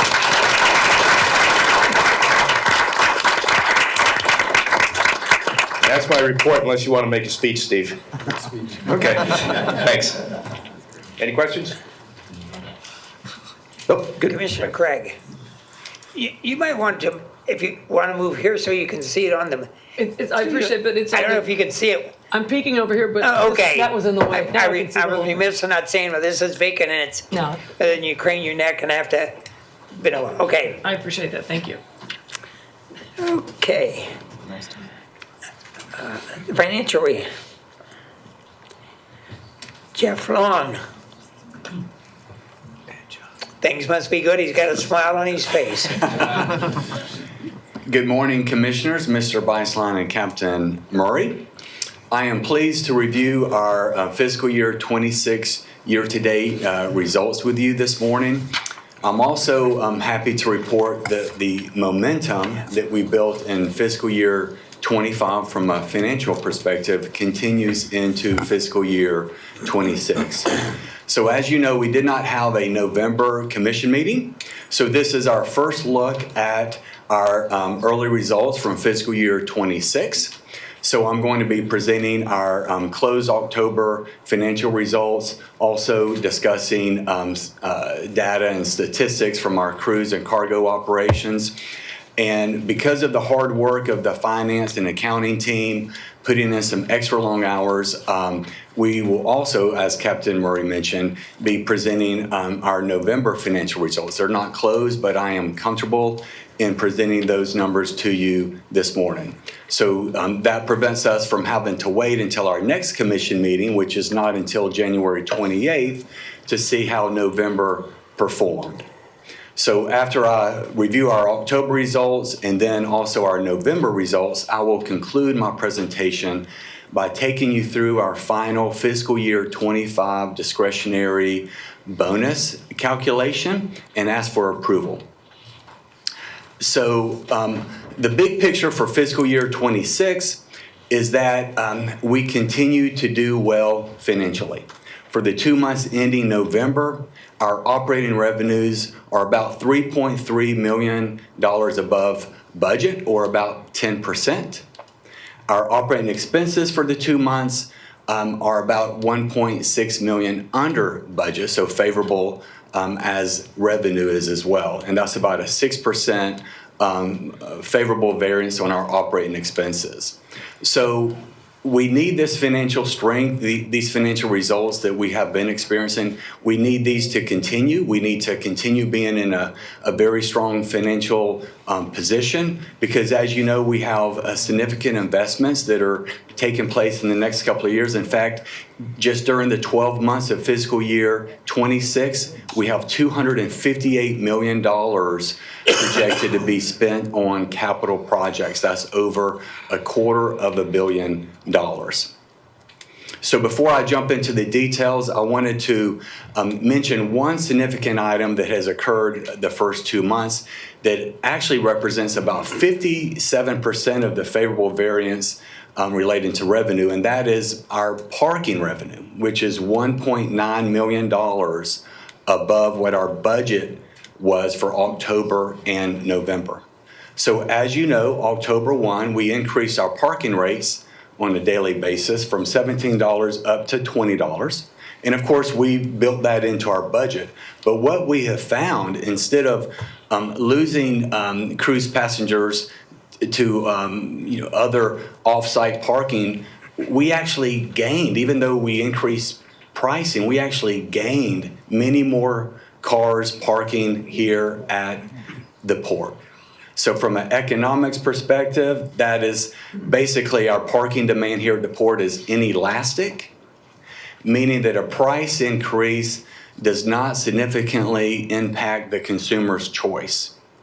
So I will review that in more detail in just a moment. But as we looked over the last few weeks, as we've analyzed our parking data, we came to the conclusion that a significant contributing factor for more people parking here at the port most likely related to the fact that our federal government was shut down, as you know, during the entire month of October and through November 12th. So about 43 days of a federal government shutdown. And if you remember, just thinking back to that time just a few weeks ago, every day, if you read the news, there were stories about air traffic controllers that were working without pay, TSA agents working without pay, delays at airports, flight cancellations, etc.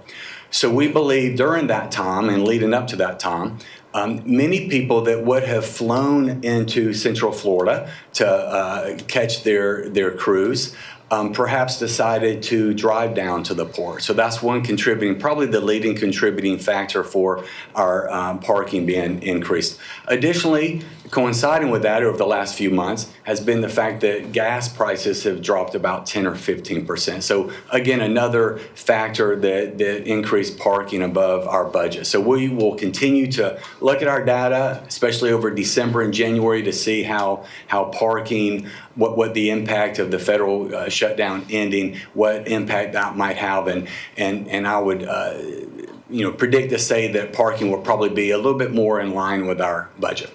So let me get into our financial results. For the month of October, again, we have closed this month. Operating revenues, $16 million for the month. That's $1.5 million above budget. About half of that favorable to budget amount relates to parking revenue that I just mentioned. So we're 15% higher than we were in October of 24. Operating expenses, $13.2 million, 1.1 or 8% below budget. I do think that's mainly timing. Just like with fiscal year 25, during much of the year, we had a favorable variance, and then as the year closed out, we had less of a favorable variance with operating expenses just due to timing. And I think that will be the case this year as well. So the result was our operating income for the month was $2.7 million. Cruise calls, Captain Murray's mentioned some of this, so I won't spend much time on it. We had 72 cruise calls, 9% more than we had over last October. We moved 571,000 passengers through the port. That's 7% more than what we did a year ago. Cargo, 65 cargo calls. We moved 470,000 tons, which is an increase over last October. From a cruise call perspective, by cruise line, you can see that Carnival and Royal are neck and neck for the month of October 21 and 20 respectively, followed closely by Disney and MSC. So this next slide I want to show you will lay out on a monthly basis a graph that shows you what our passenger counts were by month during fiscal year 25. So as you can see, we had a total, as you know, of 8.6 million passenger movements during this past fiscal year, of course, making us the largest and busiest cruise port in the world. This increase, by the way, was about 13% higher than fiscal year 24. Now, as we look at fiscal year 26, we are budgeting and forecasting about 9 million cruise passengers. So a more modest growth than we had from 24 to 25, more like a 4.5% increase in the number of cruise revenue passengers. So the next slide, I'm going to be laying over in the dotted line what our budget is by month compared to the solid blue line, what our actual cruise passengers were for last fiscal year.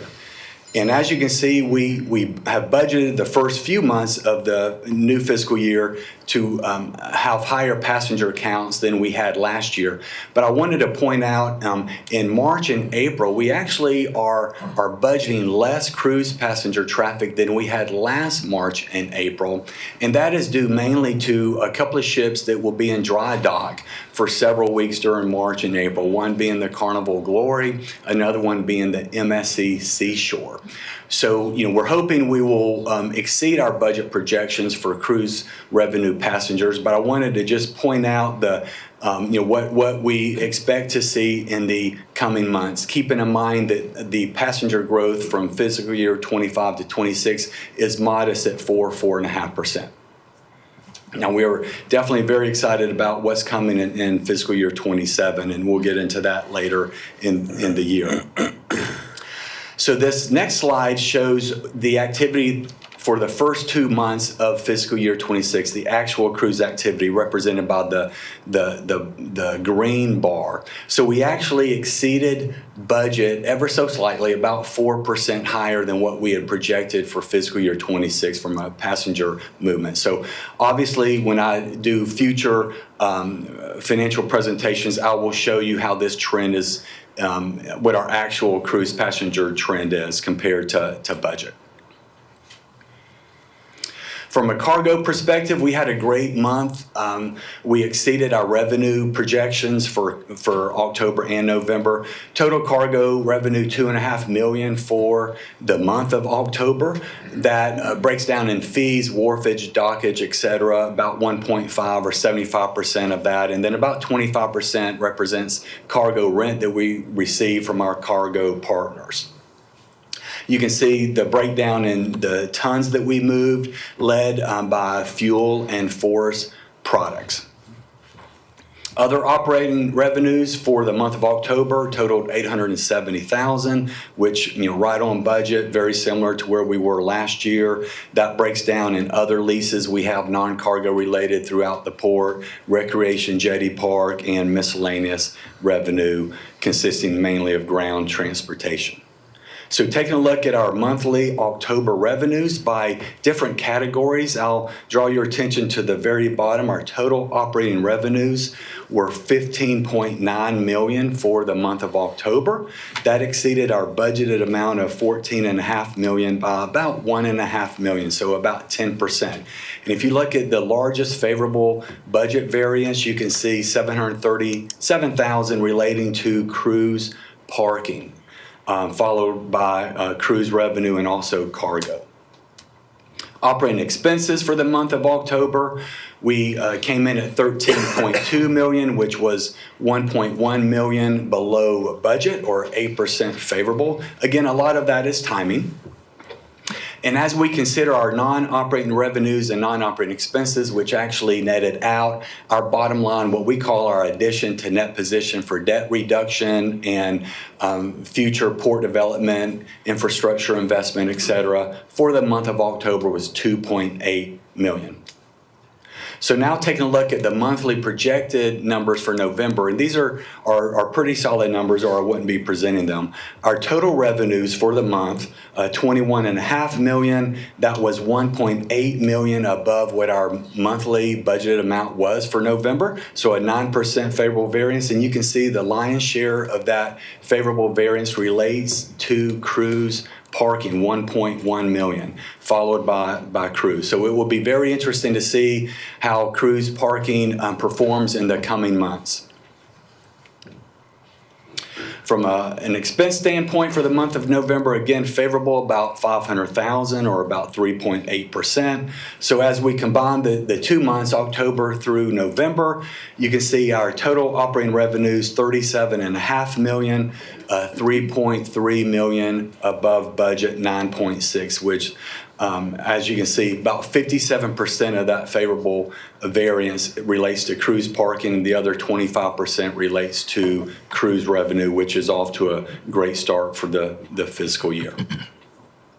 From an operating expense standpoint, for the 2 months, we're 1.6 favorable, 6% favorable. So, so far we're doing a good job managing costs, but definitely there's a significant timing delay in this. But we will continue to manage our costs. We have monthly meetings with department heads, and we track our costs very, very carefully.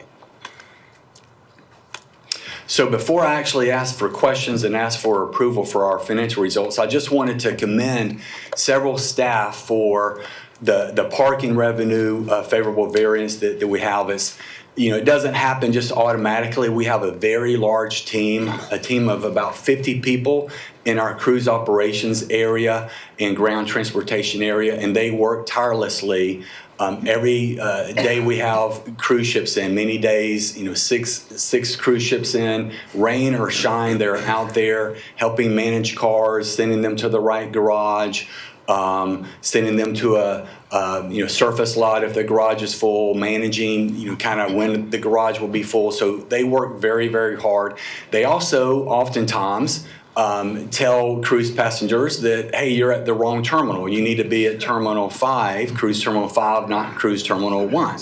And oftentimes, at least this happens, they, from time to time, will tell a family that has driven up from Miami that their cruise ship that they're supposed to be boarding within the hour is actually down at the port in Miami. So they have all kinds of customer relations situations that they deal with. But I want to just commend some of them and even mention their name. And Clyde Mathis is our VP of that area. Clyde, why don't you stand up if you don't mind? And Bruce Cameron, also stand up, Bruce, so everybody can see you.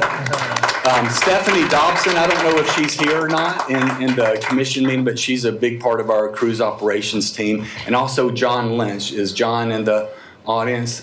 John does a great job with our ground transportation. So I just wanted to highlight that work, that hard work. The numbers don't happen just magically. Right. Jeff, Do you have any questions for Jeff? well, not a question. Well, actually, you said the pricing was inelastic for parking. Well, the demand, the demand is inelastic. Can you assure our local residents that we're not planning to raise the parking fees again? Yeah, we have no plans to raise the parking fees at this time. Thank you. Appreciate it.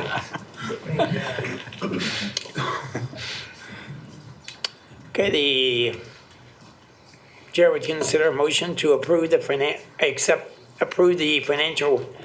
report that has been presented by Jeff. Well, I'll make a motion to approve the following three categories for the October 2025 financial memo, the list of disposals, legal bills, and commissioner minor expenses, and the statistical report, aging report, and list of bills. Okay, do we have a second? Second. Any discussion? Thanks, though. All in favor, say aye. Aye. Okay.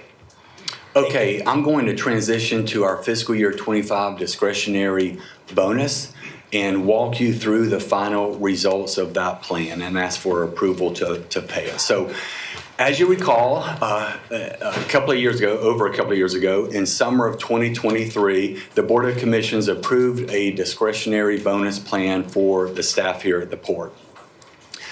Soon after the approval, we added it to our pay policy, so it is a policy, and it's based on the Port achieving certain operating margin targets. And it has potential to pay out or not pay out. Payouts could range from not paying it out all the way up to a 5% of earned wages based on how operating margins are calculated and if we hit those targets. So we communicated the details for the fiscal year 25 plan to all staff last year going into fiscal year 25. And this was our budget that we distributed, the information that we gave our staff. And of course, this was our fiscal year 25 budget that was approved by the commission. So our operating revenues were budgeted at $211 million. And the discretionary bonus plan calls for us to consider cash operating expenses only. So after backing out the non-cash items of depreciation and amortization, we get to a cash operating expense. As you can see, our budget was $85.2 million. So that resulted in a cash operating income, if you will, of $125.7 million. So based on that, we determine an operating margin. We simply take the operating income, 125.7, divided by the operating revenues of 210.9. So going into fiscal year 25, our operating margin was budgeted to be, our cash operating margin budgeted to be 59.6%. So I'll draw your attention to the right-hand side.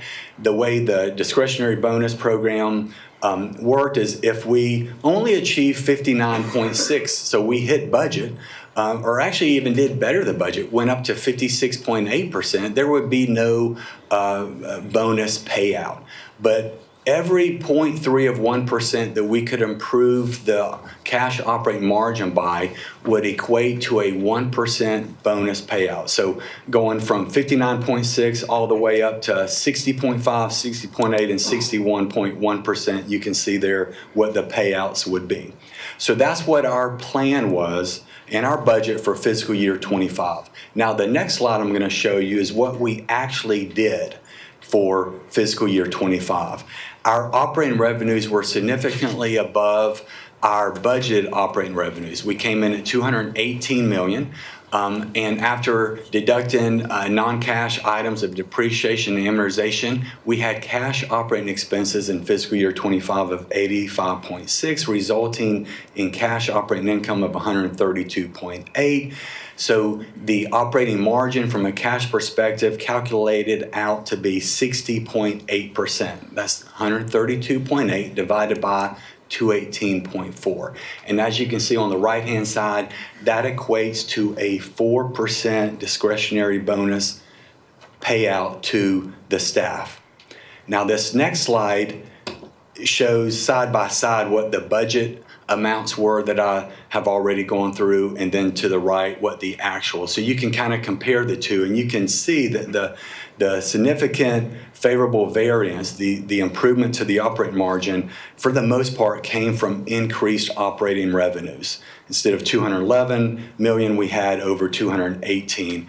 And our operating expenses, although we were favorable, we weren't favorable by much, by about $300,000 or $400,000. So that's what was calculated. That's the payout calculation, 4%. We actually have accrued for, meaning we have accounted for this liability at our fiscal year 25 balance sheet.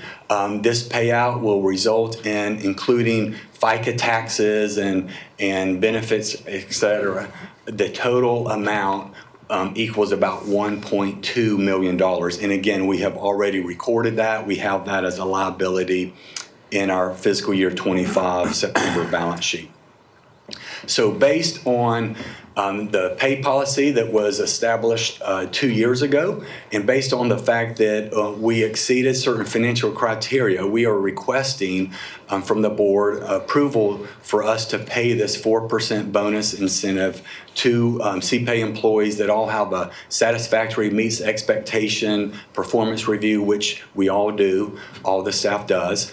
And we anticipate making this payout, if it is approved, this month.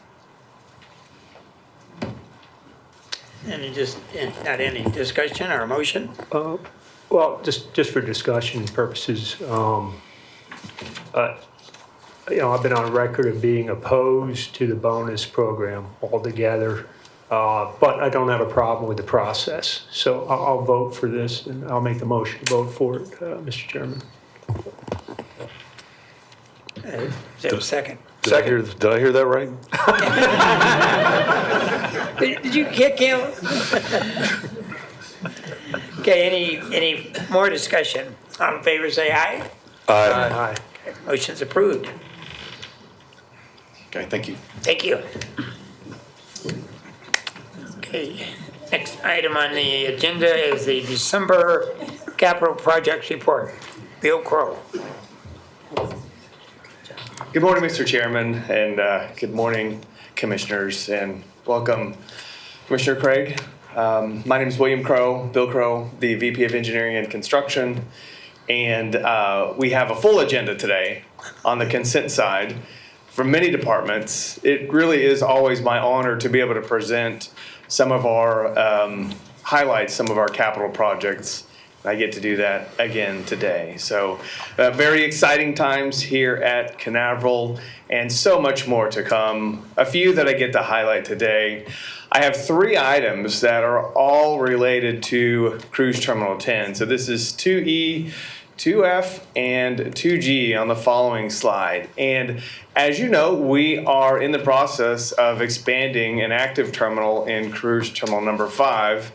And as if that were not enough, we're going to do it again at Cruise Terminal number 10. So these both, they mean a lot to all of us, these 2 terminals. But about a decade ago when I first started, we were in an expansion program for these 2 terminals. And here we find ourselves again, making them bigger, making them more efficient.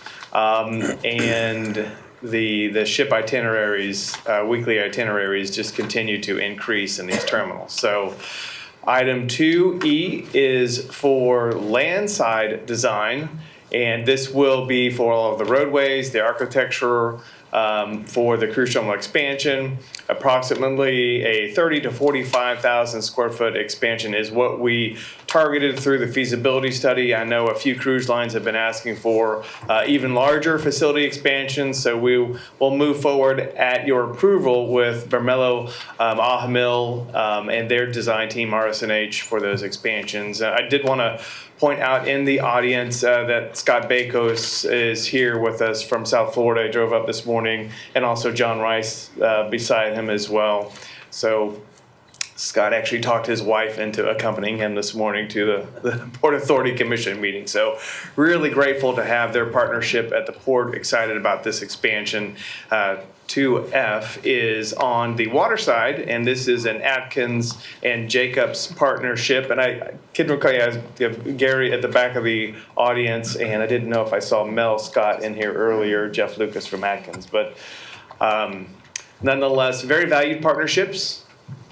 We're excited about this expansion. As we did with CT5, we're doing it again here with Terminal 10. The next item, 2G.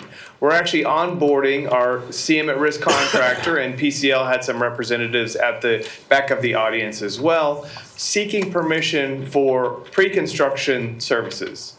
So about 3 months, roughly 20 grand per month for pre-construction services. So PCL and their team will work alongside our design team, giving us up-to-date pricing and just as critical, up-to-date schedule information as we look to do this expansion while the terminal is not just active, but incredibly active, thanks to the cruise numbers that have been presented this morning.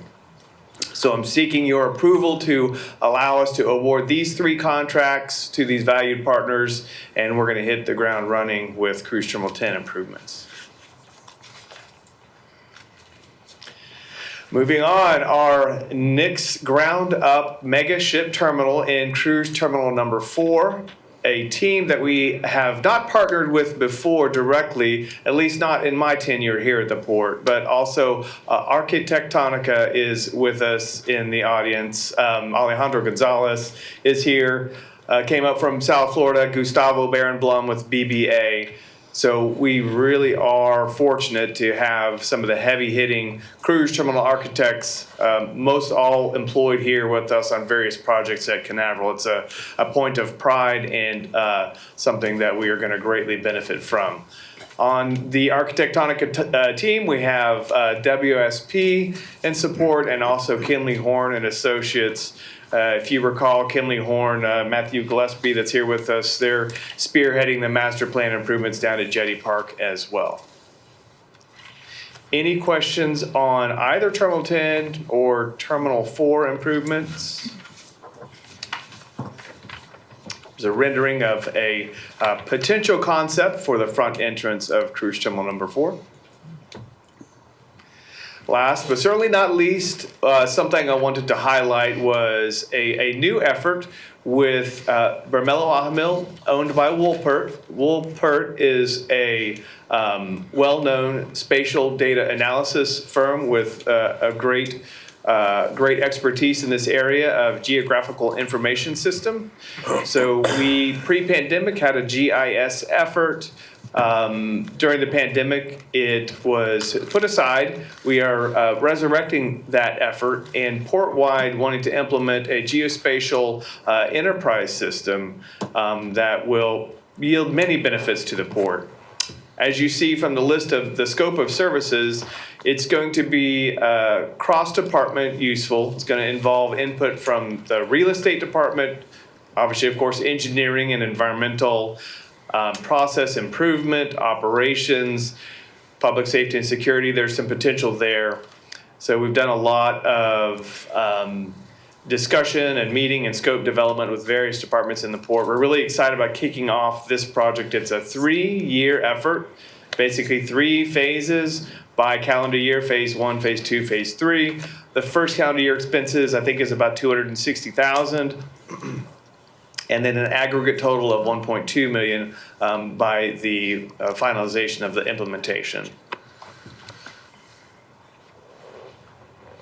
Moving on, my final slide is just a list of projects graphically represented around the port of all we currently have going on, including the efforts down at Jetty Park and with the pavilion that's making great progress. Any questions? Any questions for Bill? Thank you very much. Very good. Okay, public comment on the consent agenda. First one is Tina Lyons.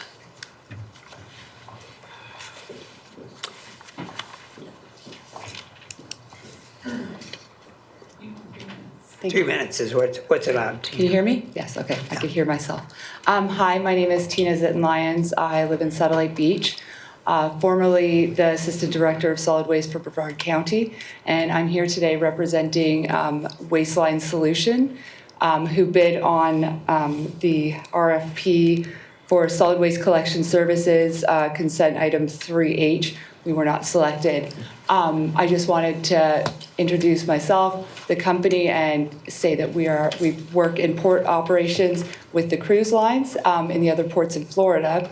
We're a small company. We're very agile. We're very focused on customer service excellence, environmental excellence. I love living in Brevard, and I hope to expand our presence here and work with the Port Authority and to continue to work with the cruise lines and make a positive impact on the aesthetic of the port. And you are all doing a great job, and that's all I have to say. Thank you so much for your time. Thank you, Tina. Next is Janice Scott. Supporting super boats. Oh, bad timing.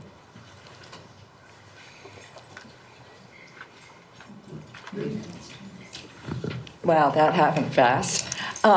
Good morning. I'm here to speak about the date for the Thunder on the Cocoa Beach event. I'm not speaking to oppose the event. However, last year I did mention also that this event occurs during turtle nesting season. As we all know, or you've heard, that Brevard is one of the greatest sea turtle nesting destinations in the world. We're very proud of that in Brevard County. Everyone loves the turtles. They watch them nesting at night. The eggs hatch 60 days after nesting, which means if the eggs are placed on the beach in March, they're hatching about the same time that this Thunder on the Beach occurs. So these little turtles are making it to the sea, hopefully, evading the raccoons, the seagulls, and other kinds of things that enjoy eating. And when it was really rough this year, it was really difficult, even in September or so, for a lot of the hatchlings to make it out to sea. Now, when they are successful, the females do not return to the beach to nest for 20 years. These prehistoric 200-million-year-old species really have tried in many ways to adapt. And our beaches are beautiful. About the same time that these first phase of turtles are nesting, with Thunder on the Beach comes by, the ones that make it to the sea, they're so small, nobody notices them. But then there are crowds, hundreds and hundreds of people marching up and down the beach where all these nests exist. I know the nests are marked and whatever. So I'm very proud to be a port ambassador. I talk to a lot of people. I'm a former mayor of Cocoa Beach.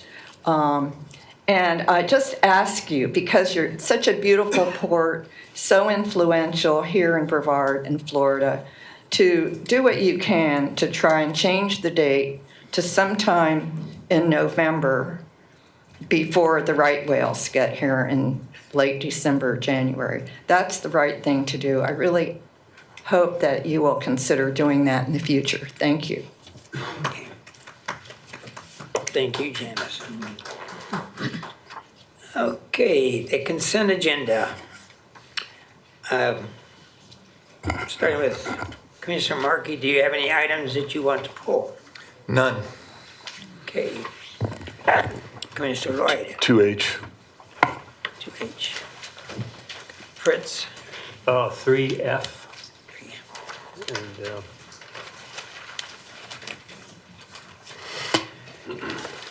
Carol, what we do is we go through the consent agenda, and if there's any specific items that you want to pull, they can be discussed. Otherwise, then the chair entertains a motion to approve all those that have not been pulled. None. And I have none to pull. Okay, so the chair would entertain a motion to approve consent item 1A.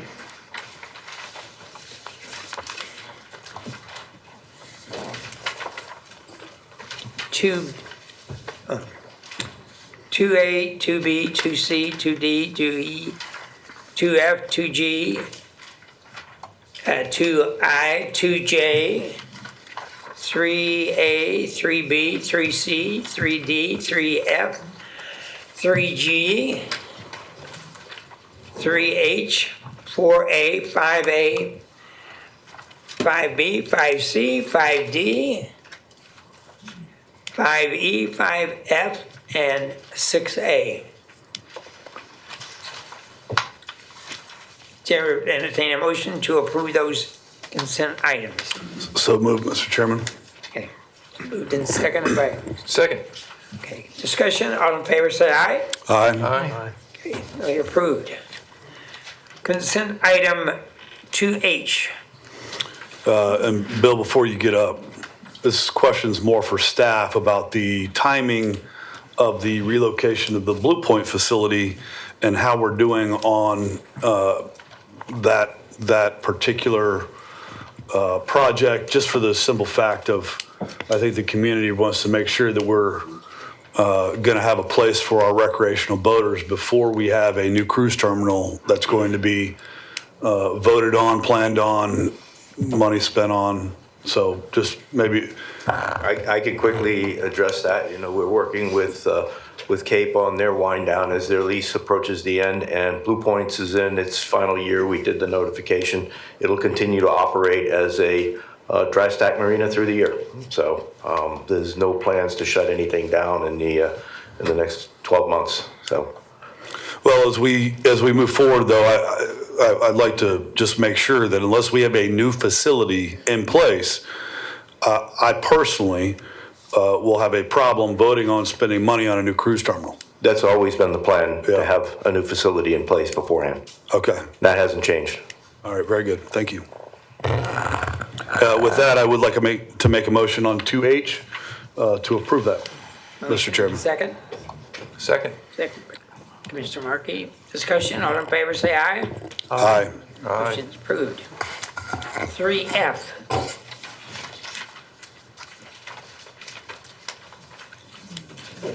Fritz, I think you pulled that one? Yeah, okay. Hello. We are seeking approval to invest $400,000 and partner with Seville and Adelte to develop a software system capable of monitoring our passenger boarding bridges in real time. What this will allow us to do is see exactly what our equipment is doing 24/7 remotely. It'll give us the ability to respond quicker to any issues we have on these boarding bridges, since they're absolutely critical to our cruise operations. We want to do everything we can to maintain the equipment and keep it online as much as possible. Seville is our sole source option for this because they have they partnered with Adelte and have access to all the proprietary logic in the Adelte systems. Thanks, Steve. I was really just looking for some clarification on item 3E, the item before it. Oh. No, it's, if you look at the letter from Adelte to you, I think it's on page 4 and 5, it talks about remote access system. And then on 5, price, terms, and conditions, remote access system, SIM, and line annual fee for the 9 PBVs, total price, it was included. So is it, so, but we would still need this system, correct? It's different. We currently don't have these capabilities. The remote access that is spoken about in item 3E is Adelte's ability to remote in from Spain and look at their proprietary software and potentially identify issues we're experiencing. Okay, okay.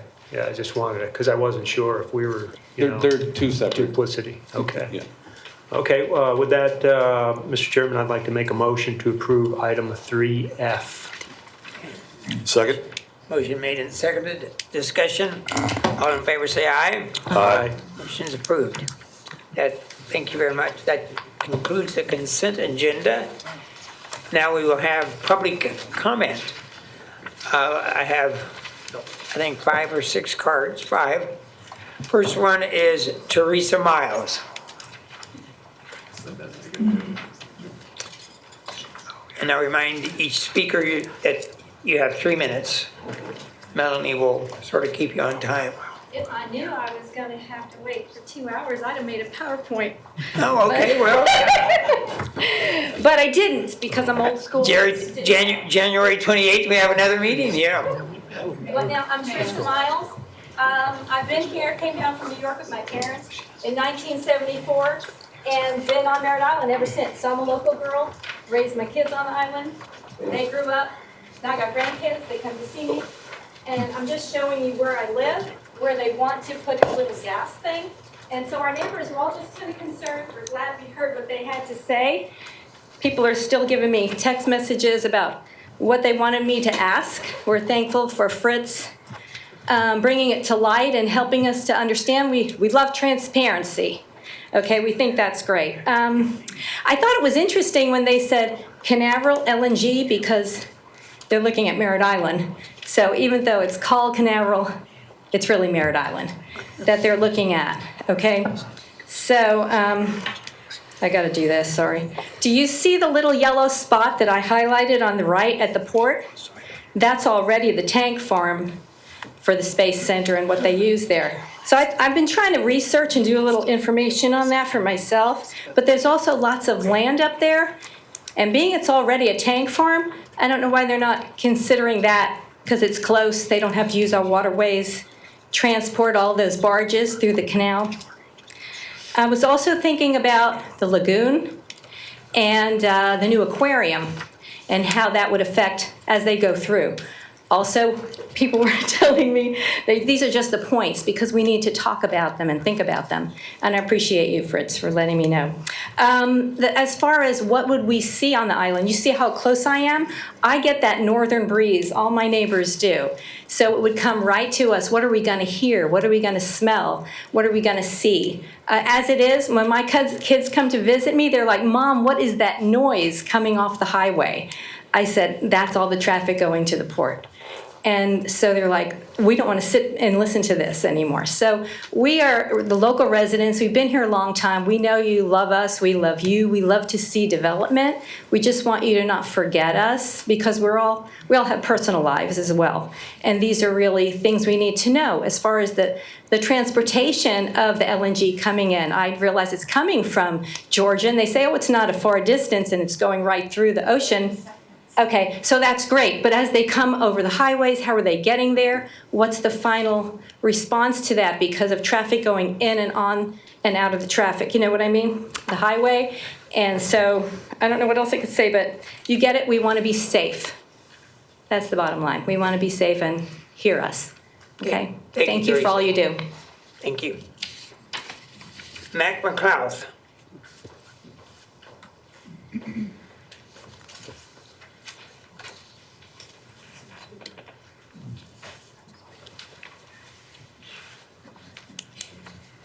Sitting slows me down. Yeah.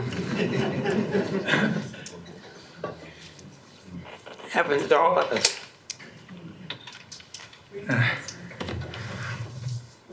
Let's see here.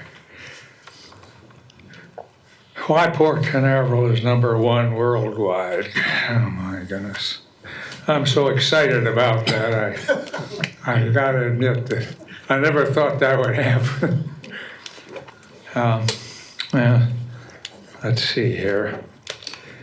Why Port is #1 worldwide. After 37 years of service, Port Canaveral, I retired as port manager in 2004.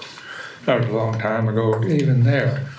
Next 10 years saw growth Surge Cruising Worldwide and Newport Management Leadership coasted on this growth, cruise passengers, and did a lot of things I didn't like, but they did. Unfortunately, cargo and maintenance of our wharfs were set back and suffered badly as they spent the money other areas.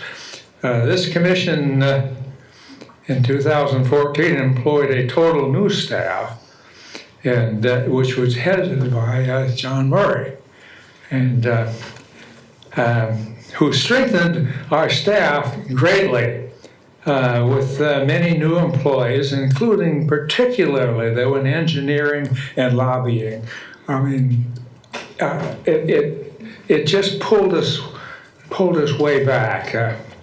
But then boom, came COVID-19, stopped everything at Port Canaveral related to cruising. But John and the now stronger staff prevailed. The commission supported them, and I'm really so pleased that that we have survived.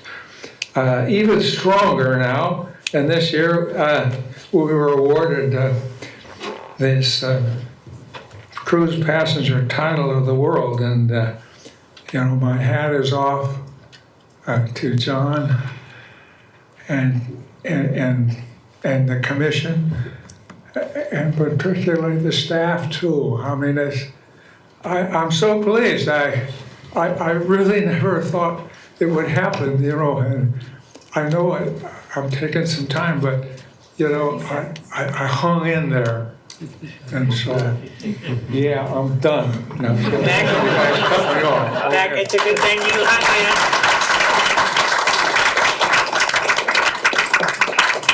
Back in your days, it was Linda May. It was never thought to be at this point.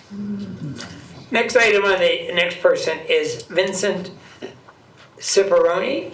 Cipaneri.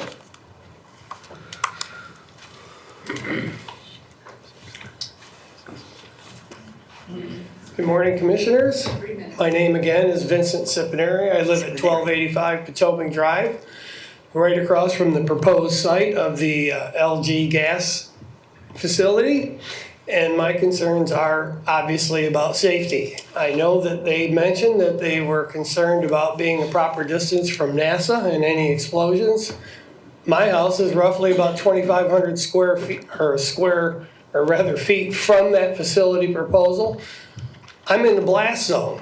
If you look into it yourself, you'll find out. You'll find out that that gas moves low to the ground, and it would probably seep right across if we had a leak. If we had to evacuate, those that are familiar with the area know that Banana River would be our route. We couldn't go north. That would be towards the facility.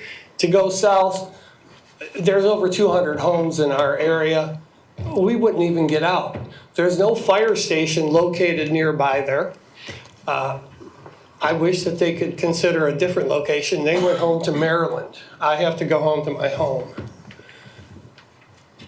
There has been other accidents in other countries. South Africa, you can look into it yourself. They didn't bring it up. They have a great record. I don't want to be the first place that is not a good record. So I hope that you strongly consider looking for an area that might be closer to NASA if they're going to be the biggest consumer. The population is mostly south on Merritt Island, you all know. North is a lot more sparse. I don't know what kind of scouting they did, but evidently it looks like they scouted in our backyard. It may be that that is great for them, not so much for the people that live nearby. All the benefits that they stated about natural gas, I get it, we all do. But I think it needs to be done in a way that doesn't affect the people that are already living here. We're not moving in next to this place. They want to put it in our backyards. Thank you for the time. Okay. Thank you, Vincent. Next is Joe McPherson.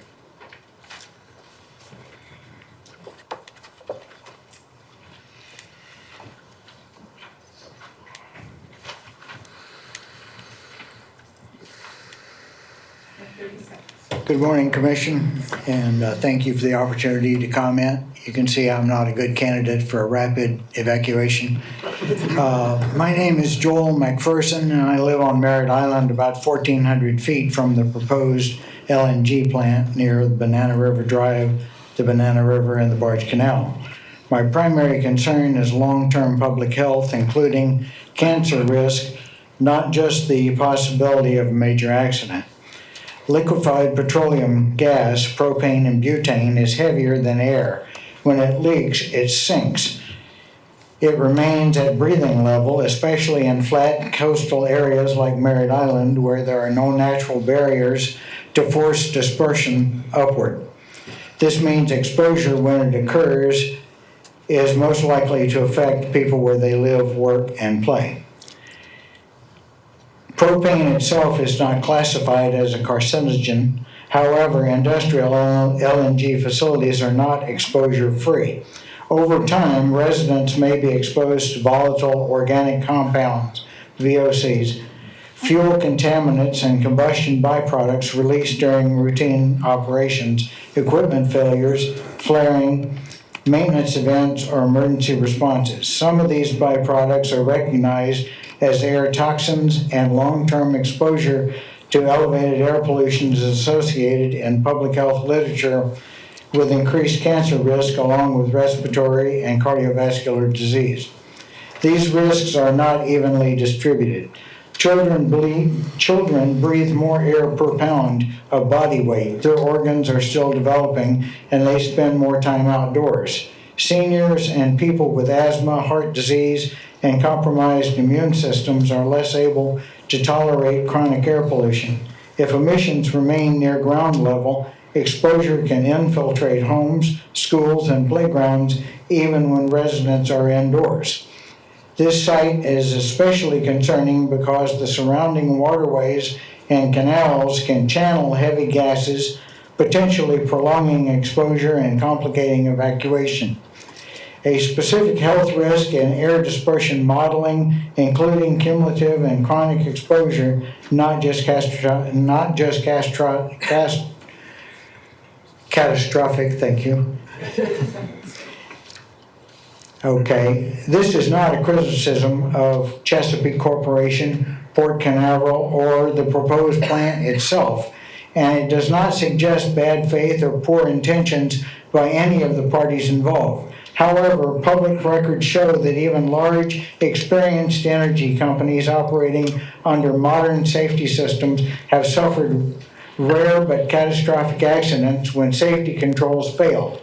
That history matters because facilities that handle large volumes of gas cannot afford even a single misstep.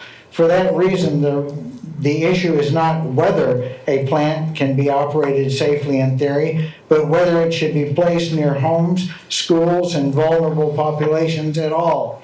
Prudence argues for selecting a more suitable, less populated site where the consequences of a worst-case failure would be far lower.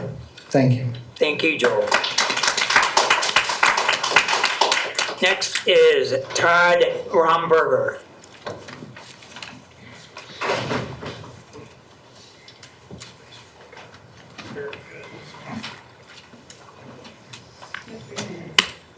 Good morning, my name is Todd Romberger. I'm providing public comment this morning on behalf of Space Florida, where I serve as a Senior Vice President.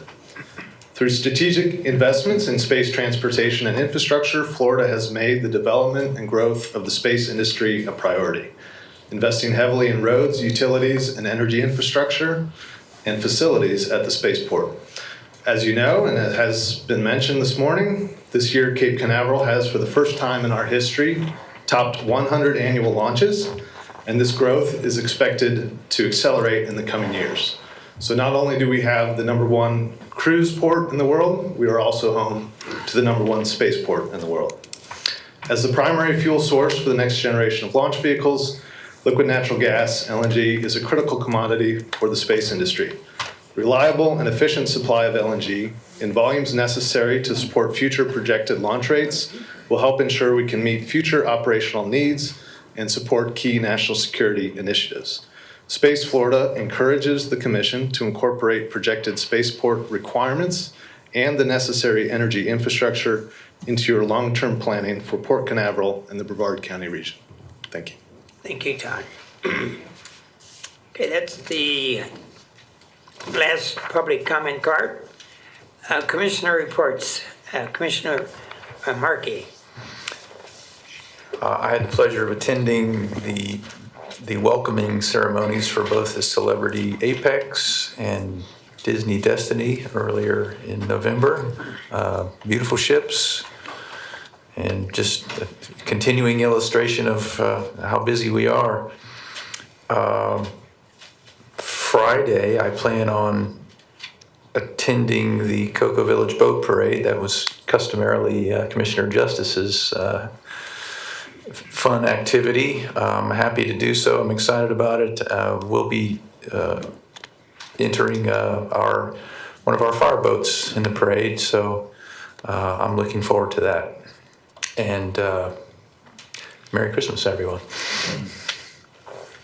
Micah. I have none, Mr. Chairman. Fritz. Yes, Mr. Chairman, early November, I attended the Carnival Heroes event on the Mardi Gras to honor veterans and first responders and their families. So it was a nice event.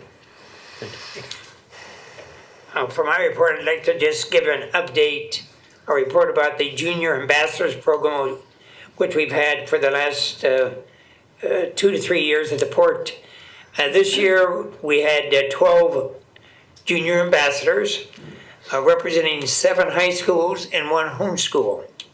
The students from those participated in the program. There was a lot of interest of a lot of students, but unfortunately, we did have to limit it to 12.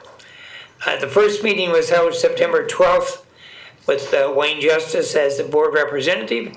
The schedule included a brief talk about the Maritime Academies and Human Resources, a Jetty Park environmental tour, a boat tour conducted by the Harbor Masters, a lunch was sponsored by Grillo's, and a tour of the Coast Guard station. The second meeting was December 5th, 2025, and Commissioner Markey was the board representative.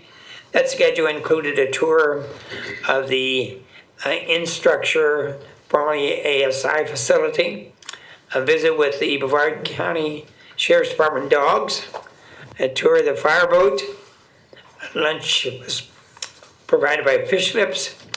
They toured the Wild Ocean facilities and Seafood Atlantic. This program has been very successful in the past, and hopefully it will continue to be in the future. That concludes my report. Since if there's nothing else, I will adjourn the meeting. Our next meeting is Wednesday, July 28th, 2026. January. What did I say? What? July. That's my birthday.